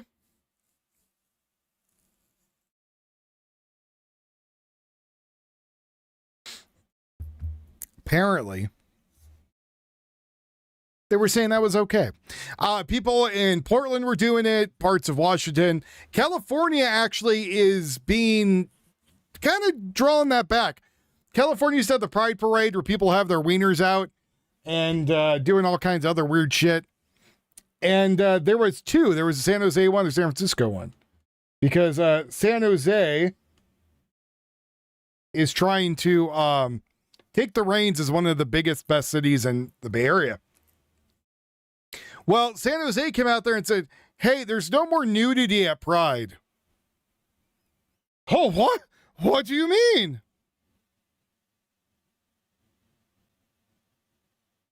Yeah, no more. No more going out there waving your dick at people. Because people started complaining, right? People are saying, hey, look, I live over here in this building. I open up my front door and there's a guy over there masturbating right in the middle of the street. Oh, yeah, we can't have that. So they stopped doing that. San Francisco's following, no longer allowing it. Don't know about LA. LA's kind of weird. So a lot of those people, I guess, went to Portland and Washington, where then they proceeded to wave their genitals at traffic and piss off most of the locals, as they do. So a lot of people are happy Pride's over just for that. I think majority of people honestly don't really give a rat's ass what you are or what you do or anything like that. But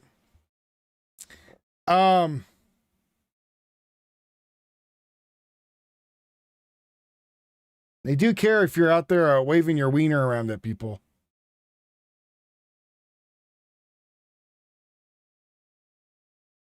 So no bueno on that. No bueno.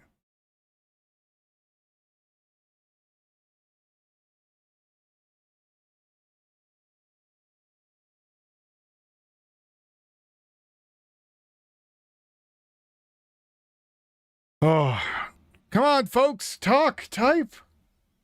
You guys give me energy. You guys give me energy while I'm here.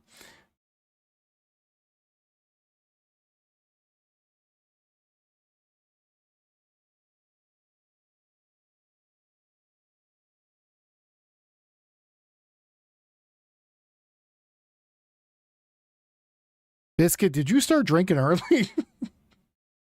What is going on?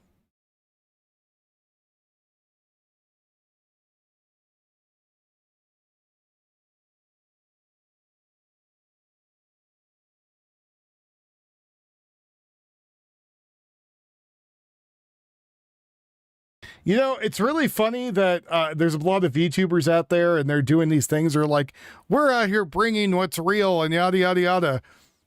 I'm just standing here like, I literally show the news and talk about it. Why it's happening. Should get my barbecue stuff for the 4th. You should. Veterans only get Veterans Day, but Pride gets entire month of June. Yeah, so we used to have Veterans Month. Used to be a thing. Guess when that was?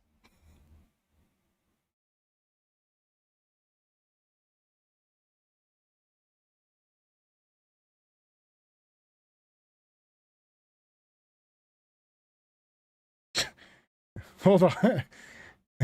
Jesus. Oh my God. All right, this is horrible. I'm going to show everybody. I had to get this translated because I wanted to make sure what it was. So for anyone that doesn't know, one of the things they do now, a lot of places, is they have these like mermaids, right? So an accident occurred at the Chinese indoor aquarium where a performer lost consciousness during a performance. They're, I don't know if you can tell, they're underwater.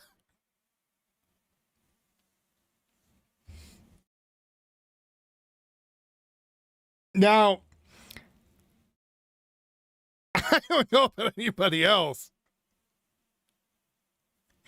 but I feel that if you have some sort of human aquarium equivalent, right, you probably should have some safeties, like just in case, right? According to the video, she fainted and sank to the bottom of the water. And since she was not wearing an oxygen device, she remained in dangerous state for 15 minutes. 15 minutes. She has to be brain dead. Like, or dead. I don't know. Later, she was later rescued. The official announcement stated that the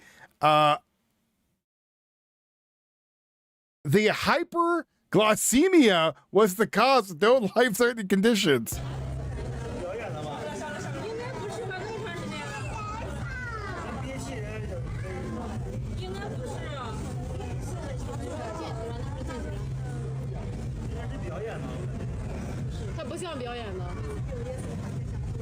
And so this dude who's jumping in her, who obviously is not in any sort of like water gear, had to like swim down and save her.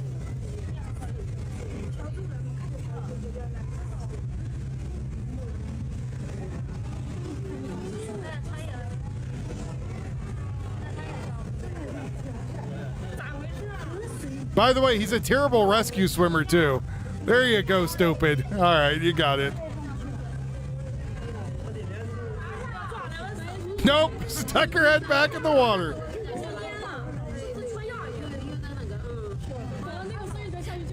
According to this, yeah, she remained in a dangerous state for 15 minutes. Now, I don't know how many people can hold their breath for 15 minutes. So I'm guessing that the dangerous state was the hypoglycemia, and not that she was underwater for 15 minutes, because if she was, she's dead.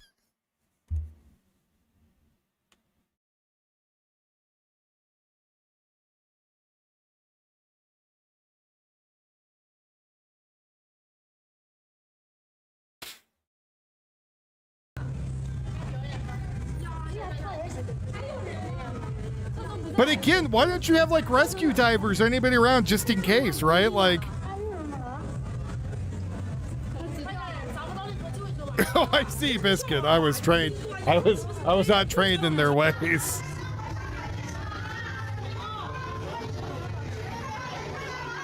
I don't know, Soma. I don't know, buddy. You've sent money? Oh, thank you, buddy. Hey!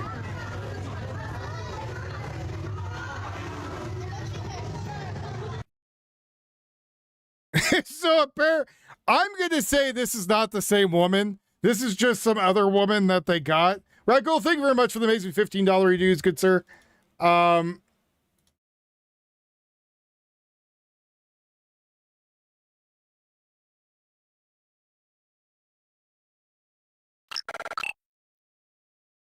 Ragel has just tipped $15. Don't hold your breath for 15 minutes underwater. From Artel, formerly Ragel. She don't look like a mermaid. They had to cut her feet off. Yeah, so I'm scrolling here looking for different news, and that was a dead woman for a second. I was like, holy crap, why is there a dead person here? No, it was from I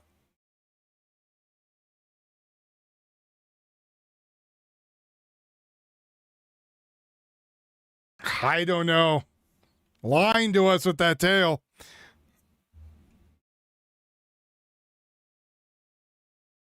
It was a hell of a thing for me to find too, because I'm like, oh, that's a possibly a dead woman. Yeah. But again, apparently, allegedly,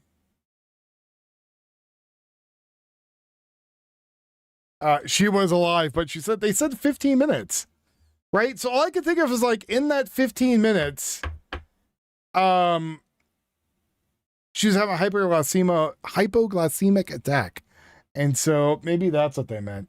Because otherwise, again, she'd be dead. Apparently a massive scandal is happening in Japan.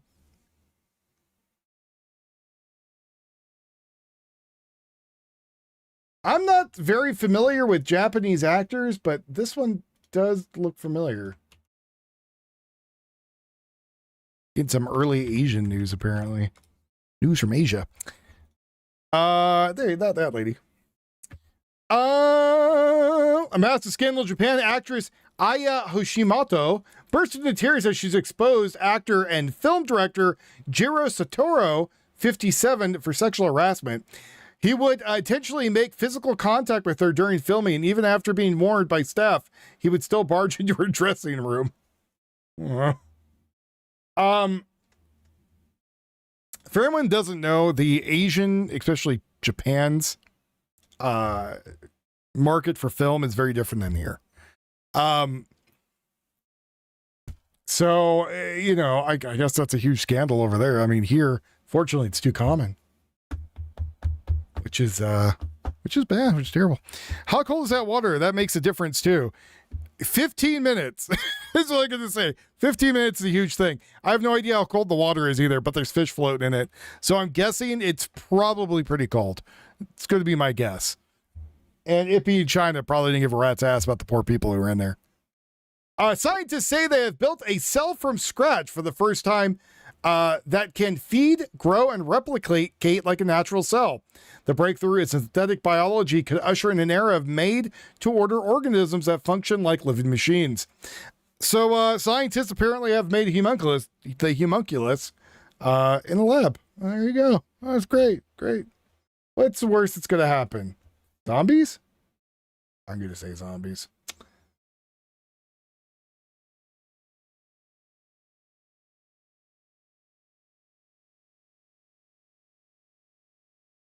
In Brazil, a street vendor apparently approached a father walking with his young daughter, kicked the stroller, and pulled out a knife when the family refused to buy his product. The father, an expert in martial arts, disarmed the knife and then killed the man. I'd say father did a good job. Did a good job there. Went and stuck him with the old, stuck him with his own knife, actually. Which is fine by me. It's all right. Get you a new dick stat? I'm your old dick.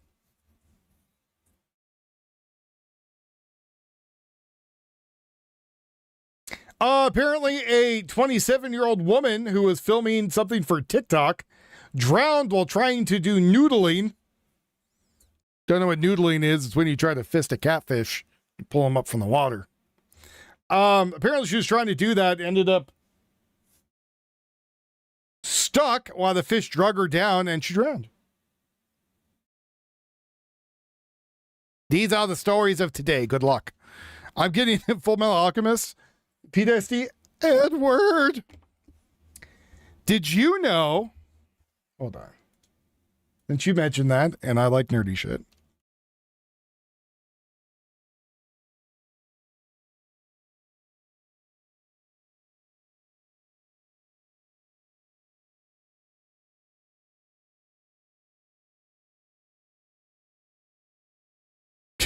Hold on. Yeah, death by catfish. Unlike getting killed by being catfished. Here you go, Raghul. Here, enjoy this, buddy.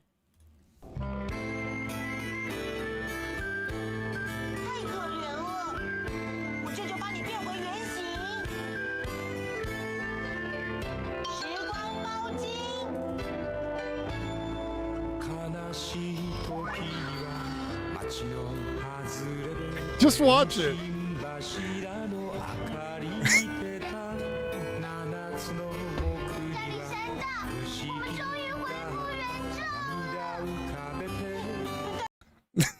There you go. Yes. Yeah, yes. Scarpo. So, because Doraemon in Japan is like a big, it's like everybody's friend type character. So apparently the artist made the thing where he went and saves Nina from, Scar blowing her head off for being a homunculus. But it ended very different. I mean, in Full Metal Alchemist, she dies. Yeah, Doraemon is a huge thing, yes. It's a huge thing kids know, and, teaches them, like, good things, right? It's supposed to make people feel good. So, anyways, there you go.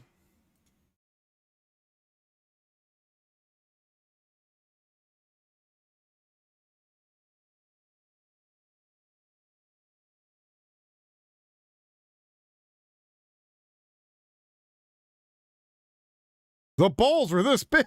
Everybody benefits. When the stock market goes up, everybody benefits. More jobs, more everything. And we're creating more jobs.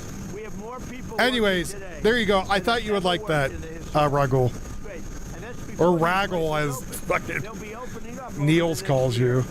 And we have them coming into Taiwan. We have from Taiwan. We have more chip makers, and the biggest company in the world, actually, the chip maker. But they're coming in. They're building in Arizona, and they just announced they're going to double the size. We could have 50% of the chip market by the time I leave office. You know what we had now? Nothing. And then I got as a gift, another gift. I said to Intel, give the United States of it. They needed something. They needed some help. The chip maker. I said, give the United States of America. I'll do it for you, but give the United States of America 10% of your company. He said, you have a deal. He said it so fast, I said I should have asked for more. But he said, you have a deal. And that stake is now worth $80 billion. I made $80 billion for the country in 8 months. Does anybody talk about it? No. Have a good time. Have a good flight. Enjoy the plane. Real quick question. You've got D&I Pulte over there as the new director. We also know you have the task force set up on declassification, maybe talking about international, maybe looking at some declassification. Are you able to give us an update on that? Declassify almost everything. And you know, by the way, we have Jay Clayton is going in. Well, you know, the thing is where is all the RAM going, right? But he's just there temporarily until Jay Clayton. And Jay Clayton is going through the process. And Jay Clayton, highly respected, and so is Bill Pulte. But Bill is there just for... Bill Pullman, the actor? But while he's there, I said, you can declassify whatever you want. I told him you can do it as fast. You got to ask him. But I think it's a friend of yours. I think Well, that, so they've been noticing the AI. I told him you can declassify whatever you want. So Bill's there just, you know, for maybe a month or 2 months. They're noticing that the AI stuff is being used less and less. People are kind of done with the whole thing of it. It was a fun fad for a while, and now people are like, this is kind of boring. Like, I sat down the other day and I wrote and just did some writing of a book I'm working on for like, I don't know, 6 hours. I remember like how much I enjoyed it. Silver in your pocket. How am I? Stop trying to sell me stuff, salesman man. But I forgot how much like I like sitting down and actually like writing stuff or like voice act or anything else that I do, which is artistic, right? Like stuff that I really enjoy personally. And so I think a lot of people who are into the arts are kind of feeling the same way. Like I use some stuff for like Suno to make music every once in a while if I'm doing like a commercial thing for, let's say, Trappers or Flavor Force or somebody else, like what I did earlier. Because I just need a little jingle or something that's in there. And, you know, it's, I don't want to say it's a gag thing, but it is a, like a quick thing that's part of an overall video, right? So that video was me actually cooking some, pork, fillets I cooked out in the smoker. I wanted to make it a quick little video where I could throw it on. Same thing with Trappers Outdoor video, right? So for that stuff, I'm like, all right, you know.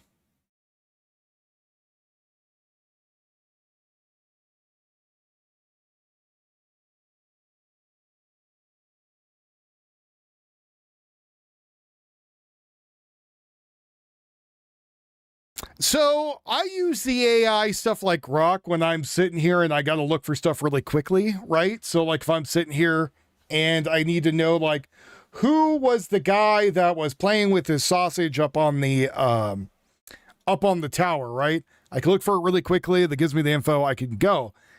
I use it like Google, right? Like I'm using it again, like you said, as a glorified search engine. Because beyond that, I'm not gonna do much else with it.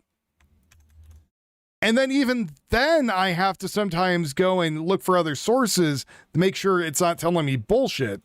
Because that's also something that happens, right? Is that people will go and say like, oh, you know, we're going to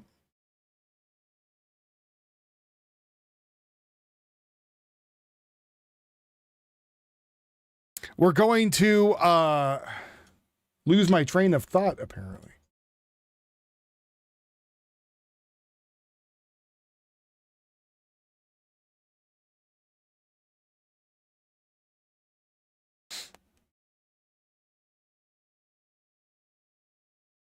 Yeah, I lost my train of thought because something else came up. Oh, because sometimes people... so Grok is trained off of many different sources. But Grok's interpretation can be easily skewed based on the ether of people putting shit in there, right? That's what I was saying. That's the issue. Because again, you have people out there... you have people out there who are on purposely trying to manipulate the algorithm.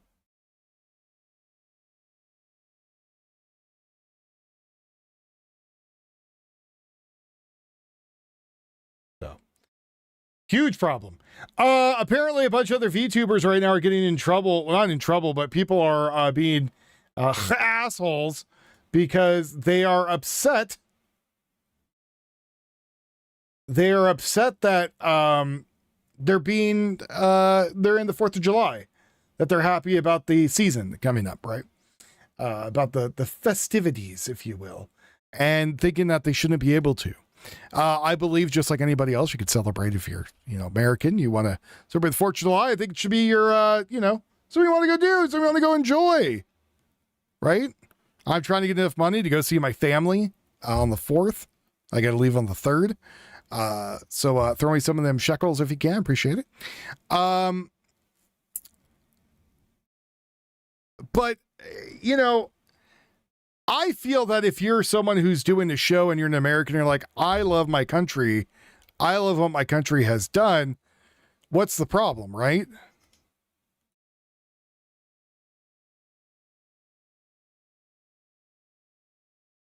I don't think anyone would say there is a problem.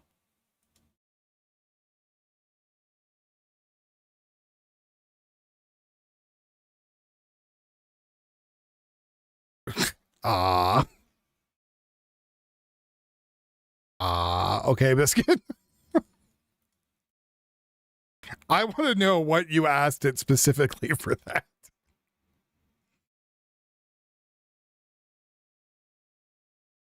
I would like to know what specific thing you had to type in.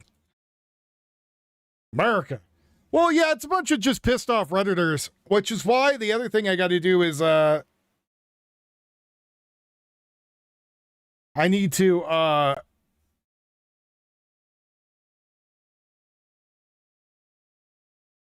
I need to go get a bunch of people who are good at advertising. I need them to go on the X's and the Twitters and everywhere else.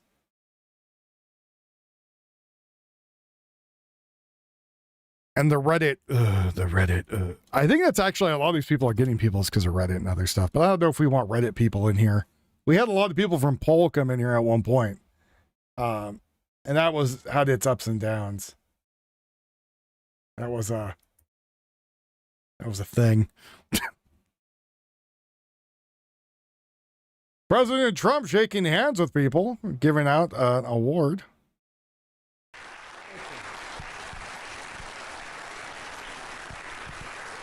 There are a lot of people in this room that are, as we call them, TED heads, people that know a lot of stuff about the history of Theodore Roosevelt. You may know that Theodore Roosevelt himself and his son, Theodore Roosevelt Jr., are both Medal of Honor winners, one of only two pairs in our history. Their Medal of Honors have never been together, but because of the generosity and support of President Trump, he brings with him today, right, this is Theodore Roosevelt's actual Medal of Honor, presenting it to the museum.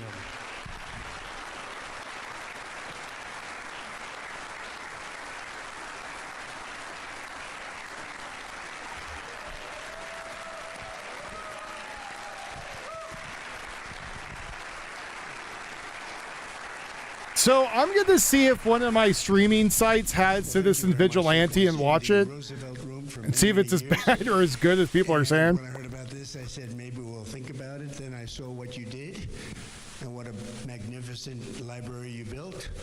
It's really a library, it's a museum, it's a center, and it's a great tribute. And I said, let's. Apparently, the character's name is Hammer. Which is a very important Hammer plays an expat who turns vigilante after migrant rapists and corrupt officials after a girl's brutal attack, inspired by a real-life 2016 Hamburg case.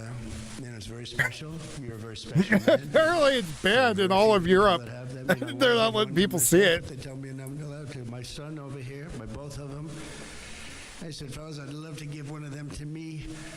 What have I done where I deserve it? And they couldn't think of anything. So I'm not happy with them today. No, there's no higher award. That's the Congressional Medal of Honor, the highest award we have. We have the Presidential Medal of Freedom. That's more of the civilian nature, but those two. But in particular that, because what you have to go through is very rough. So it's an honor to be with you. Congratulations. And it's an honor to be with my friend Doug, who's a... I'm just going to make an award called the Armed Retarded Chimp Award.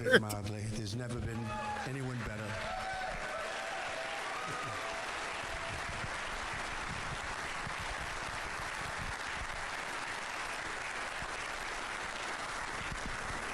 So I know you're all here looking forward to what will be a significant presidential address down at the amphitheater, but before you go, we have one last thing. President Trump being here on this day of dedicating this library, it is a historic moment to have a sitting president here to help do that. We're ceremoniously, the president and I, going to cut the ribbon, and then we'll all see you down at the amphitheater after that. But President, let's grab a scissors. They did say no running with these. We'll be...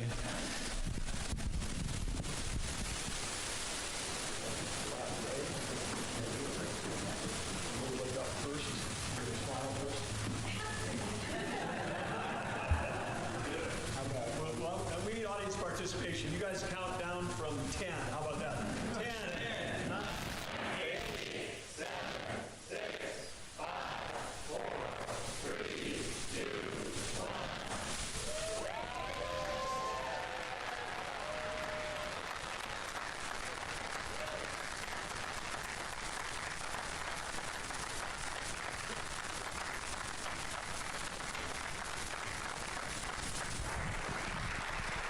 Thank you all. We'll see you down at the amphitheater. Let's go, North Dakota.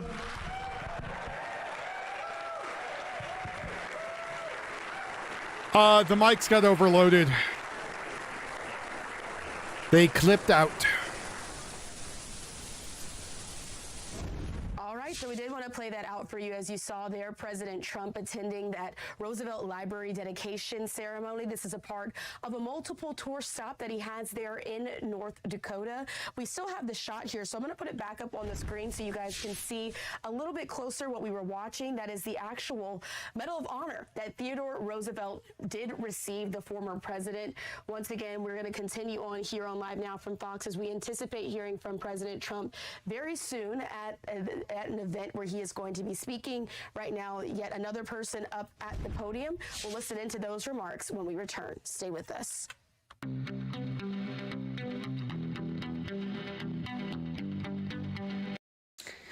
So people are starting to learn how thermodynamics works. A group of people in the wilderness decided that it'd be a good idea to take rocks and start stacking them and then make a fire.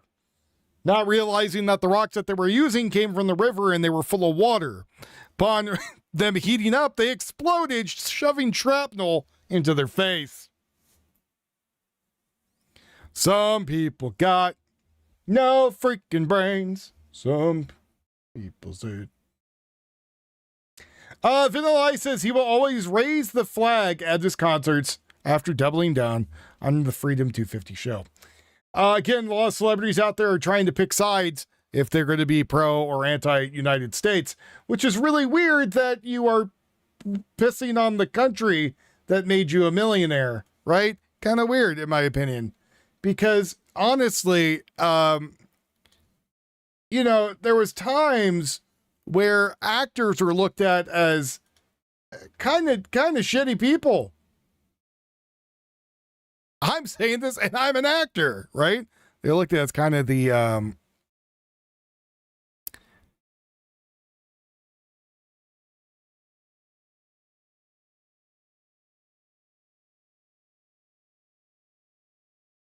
Maybe be pro the place that made you a millionaire. Just saying, right? The country that lets you get away with some heinous shit, probably too. Just, because of the celebrity status that you had, just saying. And then going around being like, I hate America, I'm going to go spit on it. You're just like, you're kind of a little tone deaf. Because again, they're bitching and moaning about who's in office. They're going to be out of office soon. And once they're out of office, right, they're going to be someone new in. And then they'll bitch and moan about that person too. Whatever else reason's going to happen. Maybe it's different than the status quo. Who knows? But I can tell you right now, they're going to bitch and moan regardless.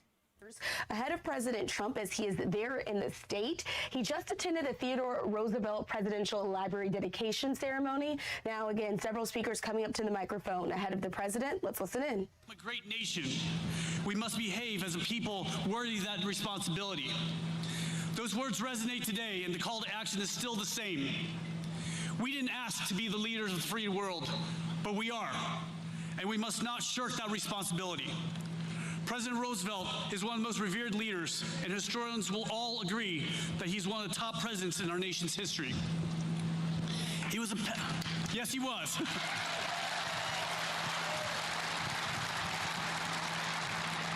He was a passionate man that cared about many things, but when he was in office, he cared about one thing. He cared about propelling America into becoming a superpower.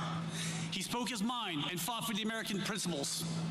He believed in and exercised executive power and wrote more than 1,000 executive orders to create everything from national parks to the Great White Fleet. Why are you flipping things outside? President Roosevelt saw emerging challenges around the world and believed the United States needed a modern, capable fleet ready to defend national interests.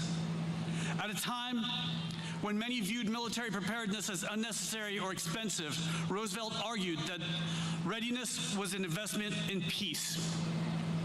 Roosevelt understood that America's interests required a fleet capable of operating worldwide. He didn't advocate for naval expansion because he sought conflict. Instead, he advocated for it because he believed a strong fleet would prevent conflict. His vision reminds us that ships are more than steel and technology. They're instruments of deterrence, diplomacy, and national power. Every ship, every sailor, and every Marine advances the same objective Roosevelt championed more than 120 years ago, preserving peace through strength. The significance of the Great White Fleet was not measured by the number of miles it traveled or the number of ports it visited. Those ships were built during peacetime, at a moment when many questioned the need for a larger and more capable Navy. Roosevelt saw beyond the challenges of his day and understood that readiness could not wait for a crisis. His foresight would soon be validated. When World War I erupted less than a decade later, many of the same ships and sailors of the Great White Fleet were ready to answer our nation's call.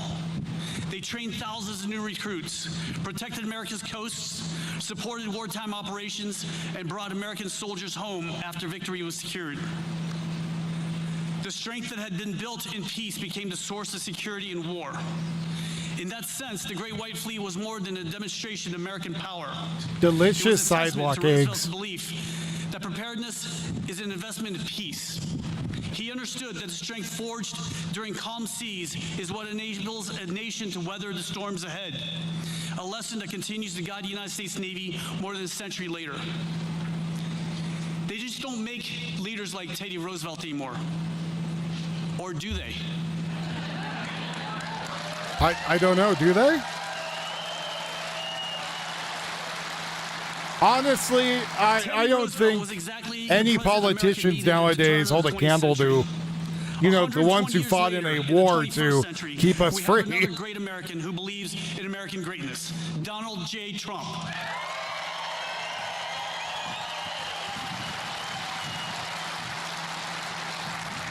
Both men are the people's champion. They heard the grievance of the American people and delighted in their longing for exceptionalism. Both took the side of the common man against the powerful, despite their own affluent upbringing.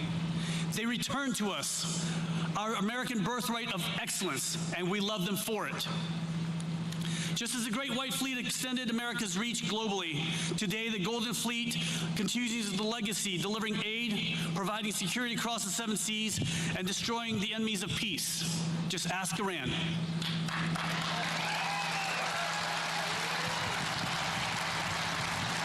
And I tell you what, if you really piss us off, we're going to fly into your country and snag you and your wife while you sleep in your beds.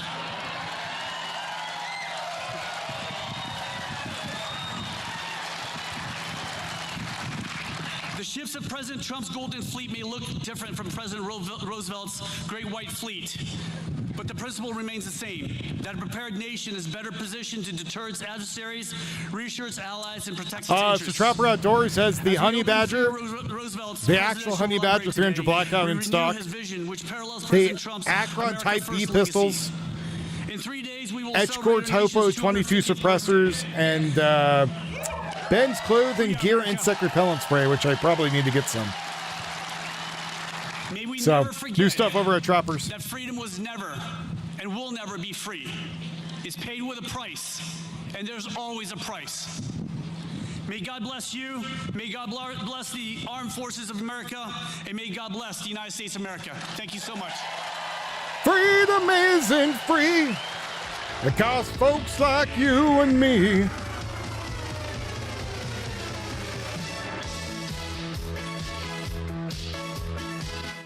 As you see, they're getting some music, but again, this is the site that we're now able to get some of the external shots there as President Trump is there in North Dakota today to see the Theodore Roosevelt Presidential Library. As you just saw a short time ago, we were able to show you the moment where President Trump attended the dedication ceremony. That was where he held the actual Medal of Honor, I should say, that Theodore Roosevelt did have as well. And so again, this is a massive facility that's exploring the 26th president's life. It's built in the rugged, lonely landscape where the young Easterner built his conservative values while ranching and hunting back in the 1880s. We do know that this 96,000 square foot library. Yeah, I made a joke earlier if I asked who was AIDS. Nobody. This is, of course, a significant date for the United States, honoring the 250th anniversary of the signing of Declaration of Independence. President Trump, though, did come today to see this $450 million project. This was a push of Interior Secretary Doug Burgum from when he was governor of North Dakota. We also saw Doug Burgum. More of a gay joke than a black joke. I guess it could be both. Alongside President Trump. But we're watching it happen there on the screen as those folks are getting up behind in the risers. Also, you can see the teleprompters there on the side as the presidential seal has officially. Maybe it was very insensitive of me. That means that President Trump will be speaking soon. Once again, we are going to continue to watch as all of this is unfolding, as they're doing some early mic checks there.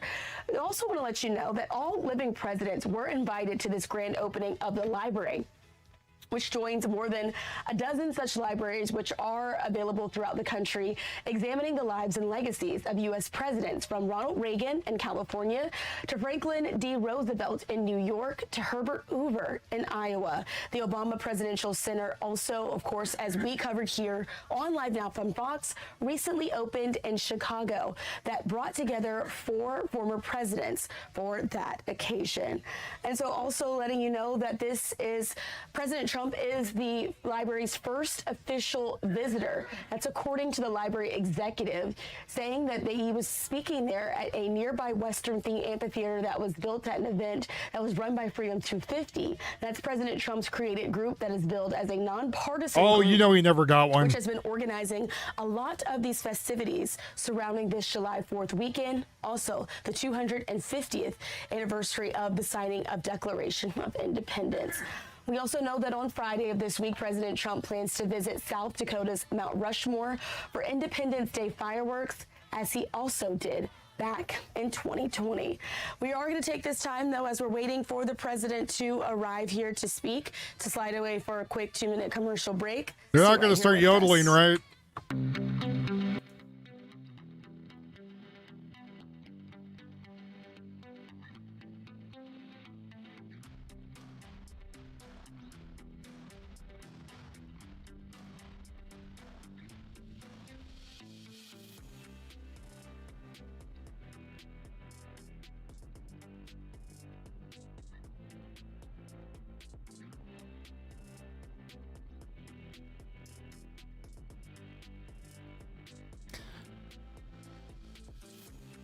Well, it used to be called Brokeback Mountain Hotel, but some odd reason the clientele was really weird that kept showing up.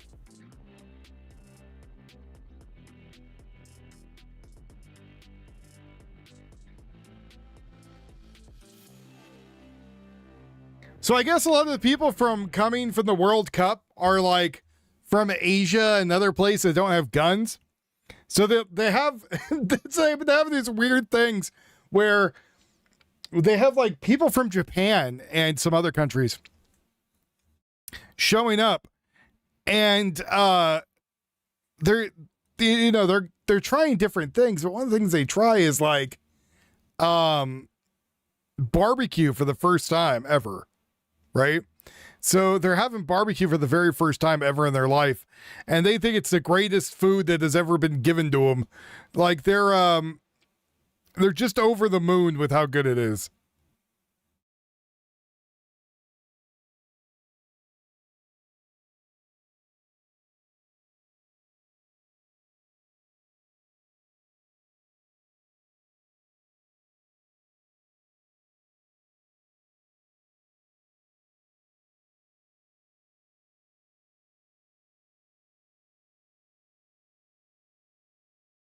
I mean, they're having like ribs and brisket and stuff like that.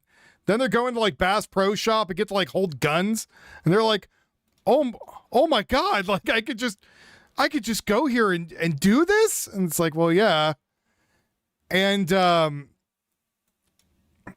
they're saying like too, they're like, it's one of the most, liberating things. And so they've been having a lot of them going out and like actually shoot guns. And while they're out there shooting guns, they're like, why can't we do this more? Why is this banned? So, kind of a neat thing. Kind of a neat thing to see.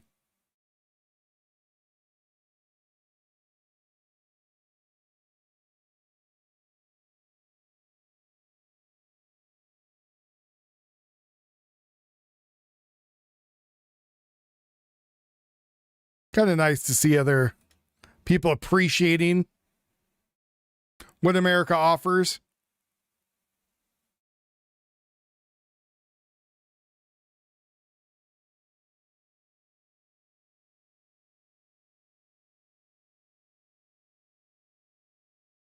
But I'm hoping something kicks off for a minute. Otherwise, I'm going to go call it a night. Oh, well, I'm going to call it just a break and go take a nap. July 4th celebration in America. The One Philly Unity Concert for America. I want to thank and recognize our incredible partners, because you can't operationalize and implement a vision is that a word? As broad as this without having the best and the brightest subject matter experts and professionals to actually put it all together. With that in mind, I want to say a special thank you to the gold standard in planning large-scale global events, not just in America, but I'm talking about across the world, and I'm referencing none other than Philadelphia's own Scott Merkin, the president and executive producer of ESM Productions. Please give Scott a round of applause. Why? What did he do? Scott, if you had hair, I know I was making you pull it out, but I thank you so much for coming back home to do it all, and I'm very grateful to you.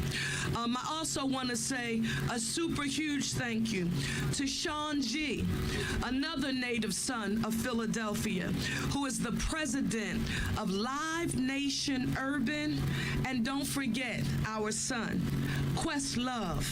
I am so confused what she's talking about. Also an executive producer of the event, both of them, Questlove and Sean G.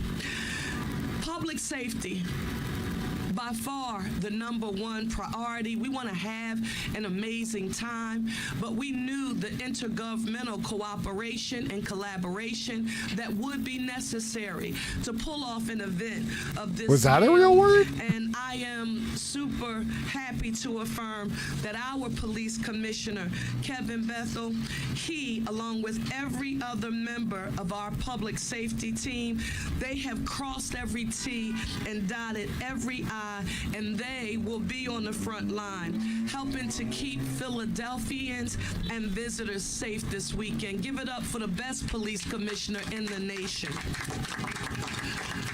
Next, our Deputy Managing Director, Dominic Morales. I first saw Dom's skill set in action during a tragedy that occurred here in the city, and then a weather tragedy. Dom, I want to say a special thank you to you for leading an extraordinary citywide effort throughout these 40 days. All right, only listening to the beginning remarks there from Sherelle Parker, the mayor of Philadelphia, which has a lot of some of those 250th celebrations happening. But now speaking live is Interior Secretary Doug Burgum and former governor of North Dakota. Let's listen in. 140 years ago, somebody got off the train just over here. It was a 24-year-old New Yorker, and that 24-year-old New Yorker was not yet governor, not yet president of the United States, not at the time the most famous person in the world. He was someone that came west to ranch, and he learned about what it was like for hard work and the working people, and that transformed his ability to lead, and he transformed himself, and then he transformed our country. And then we had, just over a couple hours ago, we had another person from New York get off that train at the exact same spot that TR did. What are the odds? And you know who that is. You know me, and you know that I know hard work, and I have never worked with or for anyone in my life that works harder than the person I'm about ready to introduce. I'm talking 20 hours a day. 20 hours a day, 7 days a week. And when he's working for all of you. He's working for the American people. And I'm talking about someone who we just moments ago completed the dedication of the opening of the Theodore Roosevelt Presidential Library and Museum here in Medora, North Dakota, at the entrance to Theodore Roosevelt National Park, the only one of our 63 national parks named after a person instead of a place, and what a place it is. But he's here because of all of you. Please give an incredible welcome to our 45th and 47th President, Donald J. Trump.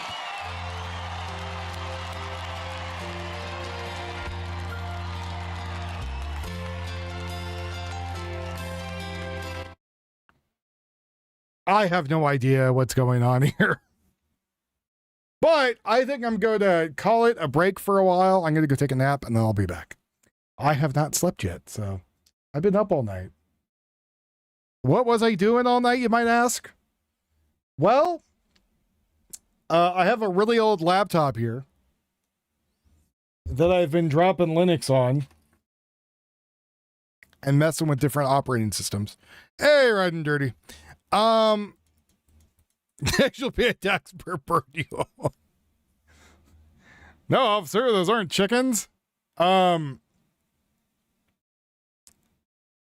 So I've been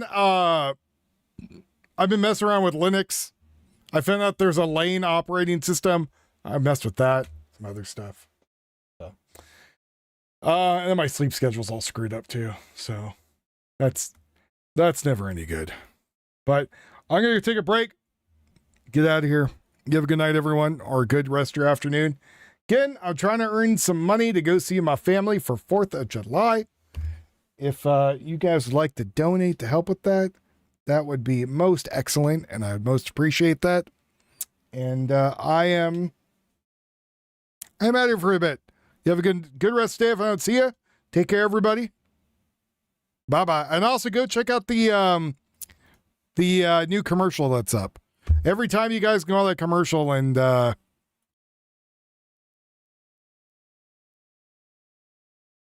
what? watch it, I get like a penny or something. I don't know. Go watch the bunch. Go show everybody. You have a good night. Or good rest of your day. I keep saying night. Good to go take a nap, and I should be back later tonight. So bye.